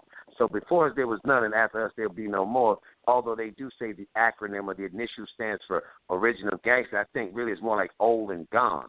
You know what I mean? And what we're doing is we're what he said. Come on, man. See, Come everybody on, man. got their own definition. You old and gone. You know what I'm saying? If you can't be Googled, you don't exist. You know what I mean? So as black people, we just got to keep chipping away and then remember, he said like Google, these sisters. See? Yeah. What's if you ain't Google? Google, you don't exist. That's what the kids say. In other you ain't Google. words, you going to hold the title, fill the role out, shut the fuck up. Yeah. Exactly, and see, you know what I'm saying. See, the thing is, a lot of people don't even know people don't even know what the word Google means. That's 100 zeros behind the number. Yeah, you know what I mean? Infinite, so there's a lot of infinite, little mathematics. Infinite. Huh? Yeah. It means infinite. It doesn't. The infinite. Yeah, infinite. So that means that's 100 zeros. I mean, after 99 zeros, everything else is infinite. So what I'm saying is, without having to pontificate or philosophize on the phone to a brilliant group of people like yourself, I'm honored to do the work because as long as I got something to wake up to every day, I appreciate it. I'm thankful to God. If I got a problem, I embrace my problem. If I got an illness, God forbid, I embrace my illness. If I got a mission or a challenge or a young person to get out, I embrace that because that gives me more time on the clock. See, a lot of dudes want to submit and tap out. I'm laying in the cut to go try to stop the next gang murder. I'm laying in the cut to help the old black lady cross the street or get some game to a youngster. So if you don't wake up with this type of feeling, that's why I tell my daughters, like, look, you judge a man not by his conditions. You judge a man by his mission for God. You know what I'm saying? Not what he got, but what is your purpose in this Quran and this Bible? What purpose do you have on this planet? So that's how you make your situation more fruitful. And we have to concentrate on helping out the sisters. How you deserving to breathe the ear? Exactly. And I'm glad you're mentioning the sisters, because the sisters need help. I'm happy you're bringing up the sisters. It's the second time the sisters came up in the conversation. Thank you and the for reason remembering I say us. that is I appreciate it too, because see, they be calling the sisters thoughts and all that. I be like, hold up, homie, use a T-knot. They were like, Malik, what is a T-knot? That nigga over there. That nigga over there. That's a T-knot. He's not gonna do shit. So a nation can rise no higher than its woman. So if you start at home and teach your girls that love don't love nobody, and them niggas don't give a fuck about you, the only person give a fuck about you is God and them books, then she'll make it. I mean, until we start putting more stability and concrete into our sisters and let them know that don't let these niggas rule you with their love affairs or their bullshit. Because I was a super player. They don't even depend on no man. So I'm telling you, you got to just really get at these little sisters, these little girls, because they don't know. If the little brothers don't know, she definitely ain't going to know. Let me say so this. Sometimes we hustling backwards, man. We got to get at these females, let them know we have 5,000 black abortions a day in the ghetto. Mm-hmm. We hustling backwards, man. We putting on clean clothes. Malik, permission to speak, sir. Permission to speak. Yes, sir. Definitely. One very, very, very simple thing about fatherhood parenting. First off, I got a question. What's the hardest hood in the world? Think about that for a minute. Second off, my household. Something, huh? My household. I think the hardest hood in the world is the hardest hood in the world is a place that's got discipline. My kids in my home. That's my hardest hood. Oh, okay. Okay, Mac, you said your kids. Malik, what do you say? I'm gonna say fatherhood. Well, that's no fair, LB, because you already knew the answer. So the answer is that's what I'm saying. The answer is the hardest hood in the world is parenthood, because there's very, very few accurate books on how to parent. With that being said, there's really no book how father, to parent. I have the mic. True. Okay, sorry. As a father, one of the first things that I had to learn, a father of 6 girls, I had to learn to say and reinforce to my daughters that I love you and I don't want nothing from you. You ain't got to get my slippers, a bowl of cereal, the paper, sweep the floor, do the dishes, or nothing. Daddy loves you. I love you. For nothing, for no reason, because you are my daughter, because you are unique, because God didn't sneeze when he made you. I love you. And when she hears that, and it's reinforced by a man, the first man in her life, the first role model in her life, then she understands and values and has a reference point of what love is. And if a man does not, a father does not do that with his daughters, the first nasty nut motherfucker that whispers in her ear, her panties will explode. And then the father will say, anybody but him. Why him? Why did you get pregnant? Because he's just like you, Daddy. Hey, T, I'm so glad my daughter say, Dad. They will watch you. Hey, T, you know my daughter. You. My daughter said, Dad, you done set a high standard for men. They can't compare to it, because that's how I raised them. Absolutely, and you're one of the few fathers. You're one of the few fathers that understand that. You know what I mean? And we won't even get into the women who don't know what they do when they deny the father in their life. They don't know. We're not even. We're not even going to get into gays and lesbians. Go ahead, LB. Go ahead, sir. Go ahead. You know, the main problem with us as in the community is that even with the situations that we have, how we got kids, because I got 5 daughters too. You know what I mean? It's the thing that we do that we having kids and we're not grown ourselves. So for the wrong reason. Yeah, well, and it's just it's just the way things happen. It's in God's plan. But my point is that when you do have that moment of awakening and for yourself that you have to provide and do all this stuff, you're playing catch up. and you're playing, you know what I mean, and you're constantly doing, wondering what the mom said and wondering what the grandmom said and, you know what I mean, their issues, and if they had a father figure in their life and all this other stuff that we're constantly, it never ends. But the main point about it is that you can never give up. Parenting never stops. You know, in our community, they always say, 18, you out the door, whatever else. Man, you parenting until you from the cradle to the grave, you know, and it takes some kids longer. None of them are exactly the same, you know, but we got so many fatherless kids out there that are just interjecting BS. You know what I mean? Because, our kids is all about their friends. Go ahead. LB, your point is well taken. Somebody mentioned Google. Malik mentioned Google. I took a kid home from school, and his parents were in there. And I asked him, he's about 9, maybe 10. I asked him, I said, where are your parents? He said, I don't know. I say, well, who are your parents? And he turned at me and he said, Google and Siri. And he was serious. That's how he taught himself through Google and Siri. But Google and Siri doesn't teach manners. They don't teach manners. Now, if we will get back to the rites of passage for this generation, then our offspring and the generations to come will know when they are men and women. Not because you have an erection and you can get everybody pregnant on the block, or you can knock somebody out with a right or a left, or again, you can shake on the pole. It doesn't make you, or you can have a baby. You're a woman, 18, 21, 25, 45, 50 years old, does not make you mature. It is only life experience that makes you mature to say that you are grown.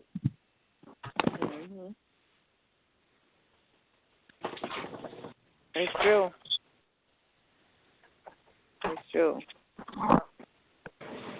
Well, I thank you guys for having me on.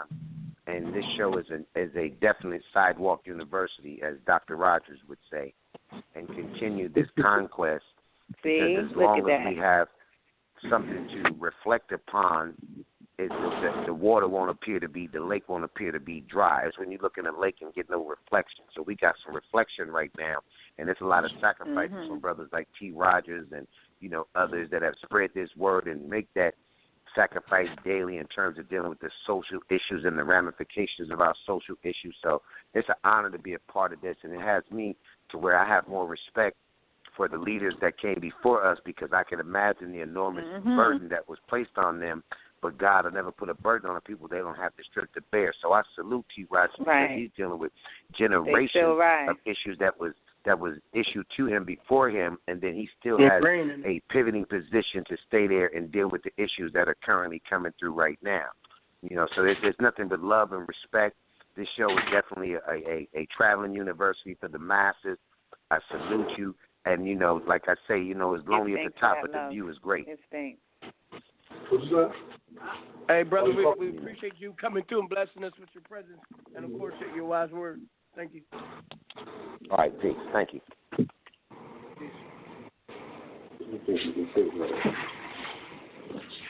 Yeah, so let me see. Caller 567-215.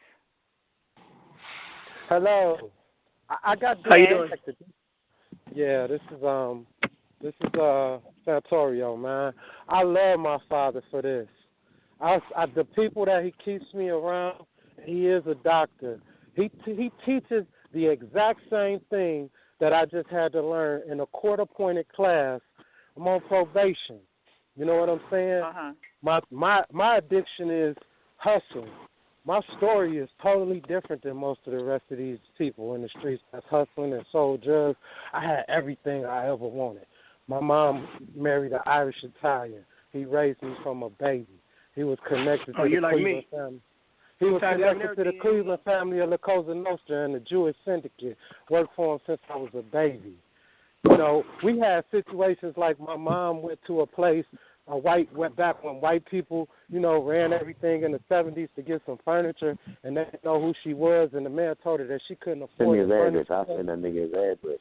That she wanted. I ain't going to play with you, Russian. Y'all over here punking black people. You're not gonna listen, bruh. She settled for a lesser furniture set than the one that she wanted and brought it home. And my father's boss asked him, how did my mother like the furniture? And he told him what happened. And he made the people come back and get it and bring her the one that she wanted at the same price. That's how I grew up. But my father wouldn't pay his taxes, like them Italians and them mobsters don't do. So the feds took everything that we had. Everything. Imagine going to school and my pops is my replacement of my dad who raised me. My biological father is still living. And my dad, before he passed, told me to try to get to know him. He's a Spanish Indian from Barbados. That. You should find him. Mm-hmm. I know him. That's why I took the stage name Hector.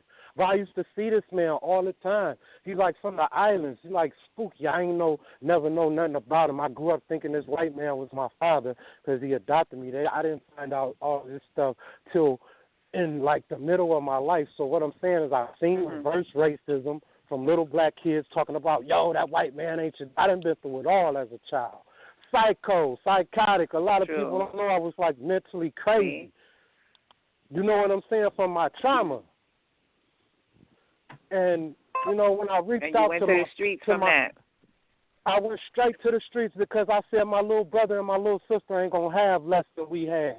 We had everything. We went from, I thought ramen noodles was a snack. I didn't realize my homie across the street was poor. That's all they got is ramen noodles. I want to eat them. Yeah, they have our house when it's time to eat chicken and everything. My people took care of the whole neighborhood. Like Pops, but then they flooded the hood with the drugs. And so it was like I knew from being around the mafia and these white people that they put the drugs in this neighborhood. And by the way, I'm a Native American. I'm a Native American who is the chief of a tribe who was selected by my ancestors and my elders. And we got litigation right now with the federal government, the Department of the Interior, the War Department. I come from like hundreds of years of warfare in my bloodline. Pops, I love you. I love you, Father, for the people that you keep me around. For the people that you keep me around, for what you done for me to give me my sanity back. You didn't know that. I didn't. I don't know what to say. And, I always got something to say. And, listen, Hector. Listen, they say that a man is not supposed to cry. But sometimes I got to cry because crying eases the pain. I am an empath, and I can feel your pain. I can feel your pain. I'm feeling them, too. And with that being said, in a very short time, you get... I don't like men to cry, though. I hate to cry. My father taught me not to cry. But at the same time, listen, bro, my father would take me, I was like 7 years old. He would take me on Saturday. He would say, I'm taking you somewhere with me. We would go to this big factory where he just unloaded. He unloaded machinery. By the time he bought my mother's house that my mother lived in to this day that's appraised at $105,000 when he was 18 years old and she was 20. I'm trying to fill those shoes. I don't know nothing about but get money and take care of mine. Let me interject something. And that's the key. That's the keynote of everything. Everybody is searching for their father, man. That's what it's all about. That's true. It's all about that phone. I don't care if they didn't have a father. That's why they used to go to the street. They get that They're looking for that father figure. That's why you women cannot raise these kids without a man, especially those boys. Sure can. What crap is that? Listen, my biological father, Elijah Hector is a lovely man. I love him to death. He's a sweet guy. I can see why my mother been with 2 men in her life. My white father who raised me and the Spanish Indian.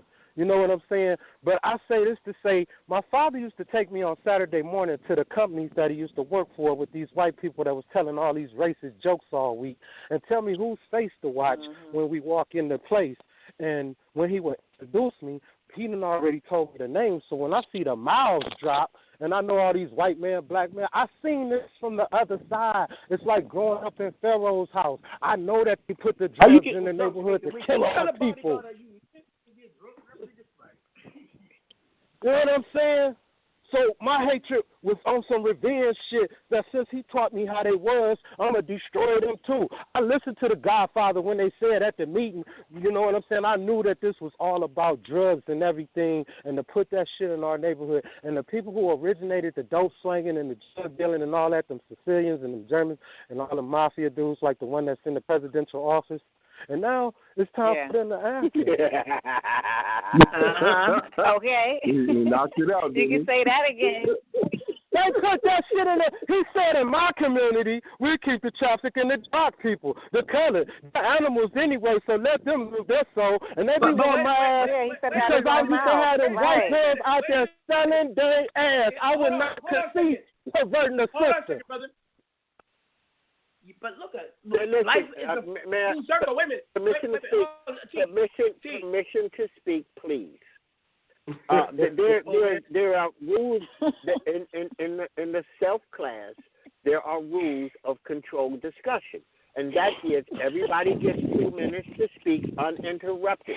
We can all sing together, but we can't all talk together. And y'all turning this into a pool hall meeting, all right? And I won't be a part of it. I know better. I won't be a part of it. Won't do it. Nope. Mm-mm. So we're going to respect each other. We're going to respect each other and give everybody a chance to talk. So we only got 2 minutes. We only got 2 minutes. Okay, can you remember? Yeah, we do need to share the mic a little more because there are 2 more callers I wanted to see if they wanted to say anything. Okay. I just wanted to say this. Life is a full circle. Okay. How crack screwed up our communities. God don't like ugliness. Crystal meth is doing that the same thing in their communities. Right now, I can walk outside and I see scores of white people walking around. And I got nothing against white people. All my kids is half breeds. But zombie out and they mad. Zombie out and they mad because and they. I try to clear. It's all mess, and it's all white folks out there. Guys, go to the next caller. These two will go back and forth all night. Please go to the next caller. 404-797. 404-797. Your mic is open. You want to say anything?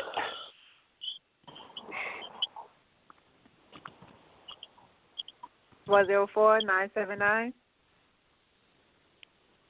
Yes, not. Okay, 216-860. Your mic is open. This is Spade 216. What's up, bro? How you doing, Santorio? Thank you, man, for Ain't you glad I stayed on here about giving this class? Yeah, and thank you for calling. I appreciate your time. Stayed on you, blood, for salute a reason, to T.Rodgers. Mac, I just added you on IG. I don't know if you see me or not. I said this is me, and I pretty much said what I had to say earlier.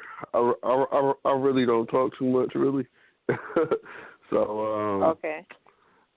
I just want to say thank you guys. I do a lot of listening, and I take what they teach, and I apply it to my real life, and it actually works. You know, it helps me calm down because Santorio been around me a lot, and I really don't do a lot of talking. If someone, pisses me off, I was just used to that action. And so you only talking when you curse. Hey, can I get the mic? So he was really. I have the mic. Yeah. Hey. Okay, here we go. Here we go. When Spade came to the class, it was true. We couldn't get him to open up. And what happened throughout the class, shameless plug and pat on my back, throughout the class, not me, but the class just supported him to where now Spade is ready to graduate and become a facilitator in the class.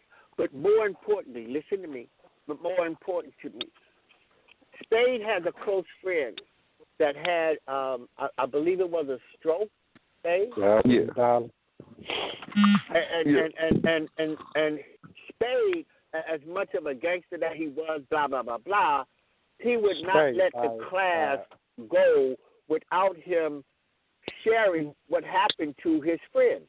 And the people in the class all responded, you know, and it was very touching for quote unquote a man or a gangster, whatever the hell people want to label us, to have that empathy and compassion for his fellow man. And there were many people in the class that did reach out to his friend that had the stroke. This is what the class is about. It is about teaching you, sharing with you how to become a better human being. That's all the class is about. It's about you being able to use a vessel so that your vibe can come alive, so that you can feel and see your inner light. That's really what the class is about. And I'm glad that the two gentlemen called in, and yeah, that part right there. That part right there. Thank you, Spade. Thank you, Spade. Again, I want to thank everybody for the platform. You got to get him to Dollar, man. Dollar, a good Dollar. Yeah. Actually, I do know Dollar. I think OG Mac is trying to say something. Well, Urban Survivor. No. We got to let him speak, say, like the self class. Huh? Yeah, OG Mac was trying to say something. The dollar bill, that's my brother right there. Yeah, I know Dollar. Dollar took care of some stuff with the dude I was telling my father about. It was this OG from Northside out of Peru, man. I was rotating with his YGs on the music side, and we was, collabing and everything. And he, came at me like I was some type of gangbang groupie, and I was like, dude, I don't even gangbang. I ain't been on that in a long time. I said, but I did live this thing. I said, y'all started this shit. I said, and I don't need no damn cosign. I said, T.Rodgers is my G-father. You know what I'm saying? That's all the cosign I need if I needed some. I said, but that's not what it's about. I said, now, if you call us some triple OG status and you saying I can't do no musical collaboration, talk about we don't do y'all down there. I said, then we don't got to do the tracks together or whatever. And then I told him how I was rotating with him because Snap had reached out to me, and that's how I got to know all them dudes anyway, and he well respected. And then after I said that, because he hit me with an open message where everybody could see it, so I had to go in on him, and then he was like, oh, my bad. And ever since then, we be cool. But he had a lady friend down here that recently ain't had no money for no Christmas for her kids. The kids needed coats and everything, and I reached out to Dollar, and he handled all that, gave them a Christmas, got the kids coats and everything. School supplies, all that. Yeah, man, for that dude out there. For the dude, he in Vegas, but he's from Northside Island, Peru. So now he respect me. It ain't about none of that. And I don't be telling everybody, and I don't let everybody get close to my father, because I know why they be wanting to have ties to him so they could call themselves certified on some shit that we trying to come back to love, truth, peace, freedom, and justice in the first place. You tatting 5-point stars all over your body for fashion. You could go to Chicago and get blasted with a 5-point star on you if you don't know what neighborhood you in. So, I mean, I know what my star is on me. It's the risk that I take. The only way you're going to get certified by me is graduating through that self class. Man, you know.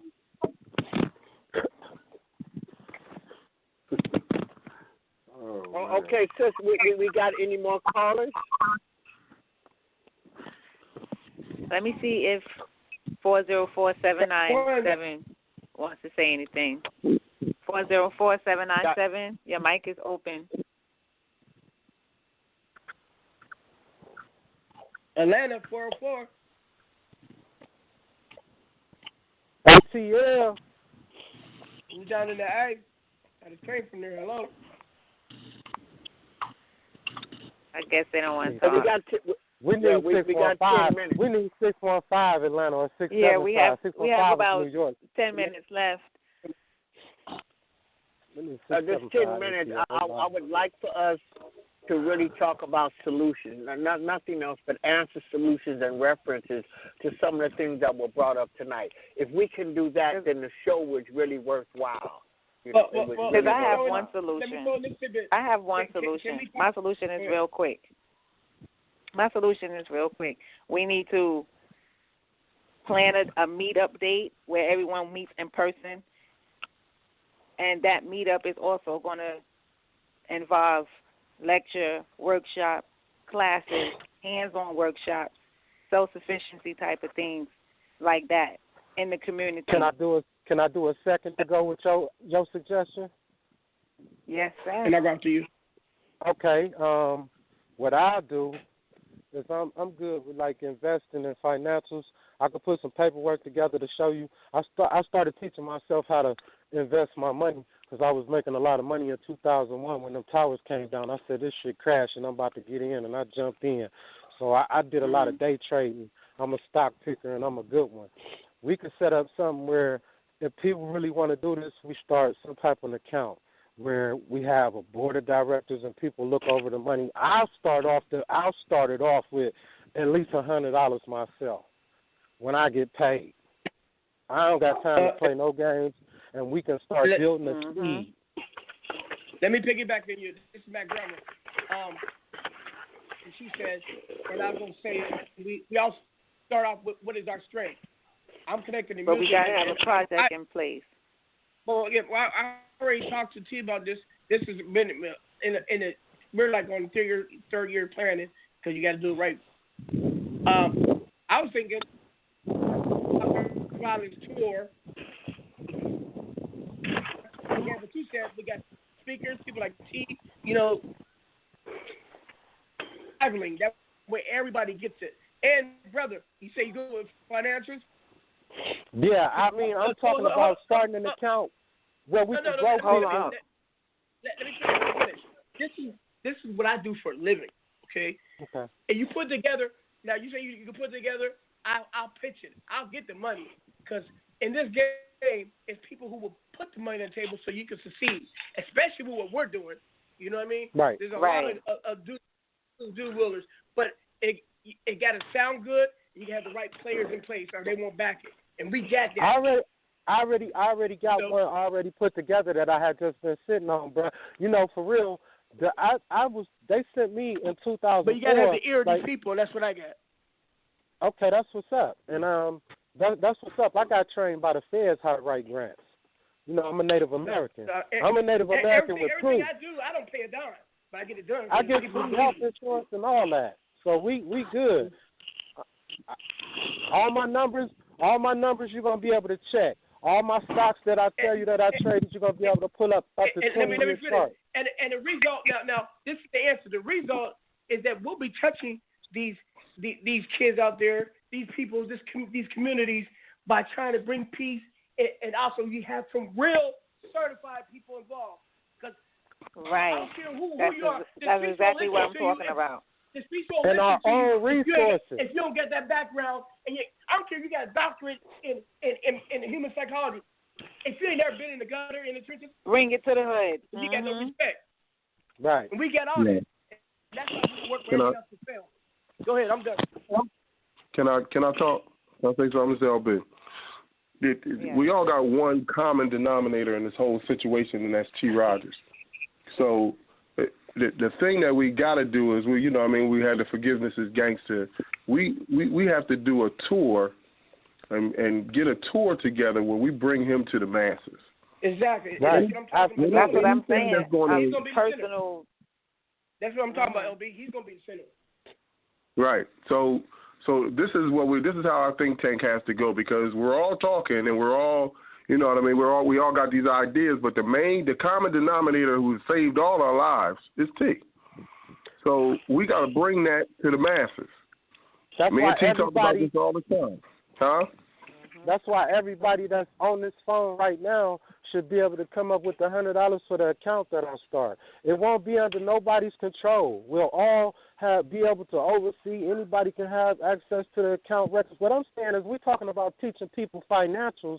We can grow people's money and we can invest people's money and give people that's in the community who believe in my dad and who believe in you, brothers, because if he believe in you, other people believe in you. Listen, I'm saying for somebody who went to the joint and somebody found out on a slip that's economics right there. That was my father, and I controlled the whole prison from in the shadows, and ain't nobody even know.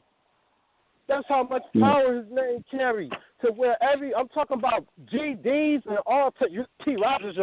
What? Yeah, I never seen nothing like this in my life. So that's why I had to go to him when I got out. he made my bed so comfortable. I didn't talk to him after he told me love, truth, peace, freedom, and justice, and I had just bought an AK to go to war with the Crips. I didn't even talk to him no more. He sent a blessing about a week later in Arabic. I wasn't even a Muslim, didn't speak Arabic. This still got the computer it's in. I refused to get rid of it because I got to get that paper where he sent this Arabic blessing. I said, what is this? And it was from him. But we had talked, and I told him my whole thing about how the gang thing happened. But he knew that I had enough sense to reach back to the Mecca or where something came from. If your lineages are not authentic, then it's not real. That's true. You know what I mean? But you got a whole bunch of not real out there. We're not teaching. You know what we have to teach them with all of what we teaching them? Genealogical research. If I wouldn't have had my mother and them telling me about my ancestors and these people, and then I actually stumbled across the names in history books and found the records, I get free health insurance. Some of us are not African Americans per se. My father's blood type is O. I got a test because these people kept calling me black. Because I got this white girl pregnant who was hooking for me.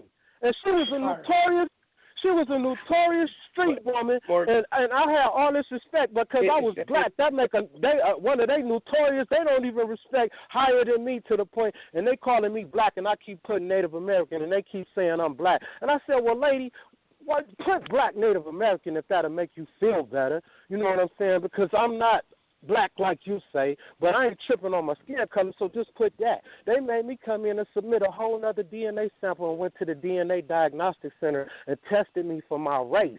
But the whole thing about it is to be considered a Native American, you have to be a member of a federally recognized tribe. So that means they went and took 3 random males off of 3 different reservations and tested my blood with theirs in every type of possible mutation, and it came back a match that they said I was Native American without having to take into consideration who my mother or my father was. Had to racially classify me as that. And I get free health insurance. And it already, and it solidified our case with the Native American Rights Fund, the people who support and fund cases against the United States government for violation of treaty rights just gave us permission to submit a request for assistance. My father was right on time. We got off track. We got off track. We need resources. Yeah, that's another show. You need to come on and talk about that another time because that's very important. So let me just drop this in there. This is the A-bomb, not the F-bomb, the A-bomb. Messy Jesse said that we're African Americans. I cannot be the slave and the slave master at the same time. I cannot be an African who is a slave. That's confusion. All right. So that's not going to happen. Now I'm under consideration of African in America. A whole different meaning. Put that off the table. Put that off the table. Hector, I've told you I'm going to smack the palm of your hands with my ruler because you're a Negra. You're from Africa. You got here. We all from Africa, even the Europeans. You got here. Right? You got here. He took the melanin out their skin in the Bible. That's why they had to go to the mountains all up in the ice cold. They burn in the sun. If y'all don't get back to solutions, I'm hanging up. Let's get back to the subject. We're off topic. Jeez. Right, so that's what we need to do. We need to do, like the brother was saying, do some tours, and that means we're going to have a designated place where we're going to meet up in person, let's just say Los Angeles, California, for instance, and have a project set in place. Agriculture needs to be on that list, sit down, too. we plan, we strategize, agriculture. We build, we pay, we go. I'm giving open up some this plan account ideas with my right own now. Money. I'm listening to you, sister. That's a great idea. And that's another reason we can open up the account for people who really want to do this. They can be sending to the account. You don't have to give the money to me. Send it straight to the account. Everybody will be able to have the account. Brother, take that account and invest it in something. I say you don't need that. It's a business, and there are people who will get behind it. You have to touch your own money. That's how they do it. If you're gonna do it the way that's already been done. We don't remake the plan. Done. We have 3 minutes left. Yeah, well, I'm gonna speak on this real quick. Yeah, you can have all the money in the world, and if you don't change the way your mind thinks, you'll be broke within a little time. You got to change their think. One day. So my point is, you said one day. That's right. My point is, what's needed is that what we all have in common. So we got to get together. It's not going to happen on this radio show. We all met on this radio show, and we got some thinking power, whatever going on. But we're going to have to invest in this class and see how to get together, try to get T across the masses. That's all there's to it. T, you able to travel now, right? So, T, you able to travel now, right? I'm leaving for one more Texas time, LB. speaking. Mac, you're able to travel now. Mac just won't shut the fuck up. He will not shut the fuck up. Well, we have 2 minutes left, so everybody's going to be shut up in 2 minutes. What did you say? Oh, he don't hold my tongue. LB, what did you say? I said, are you able to travel anywhere now, right? I'm off high risk parole. Yes, sir. I'm willing to travel. I'm ready to travel. He 100 years old, still on parole.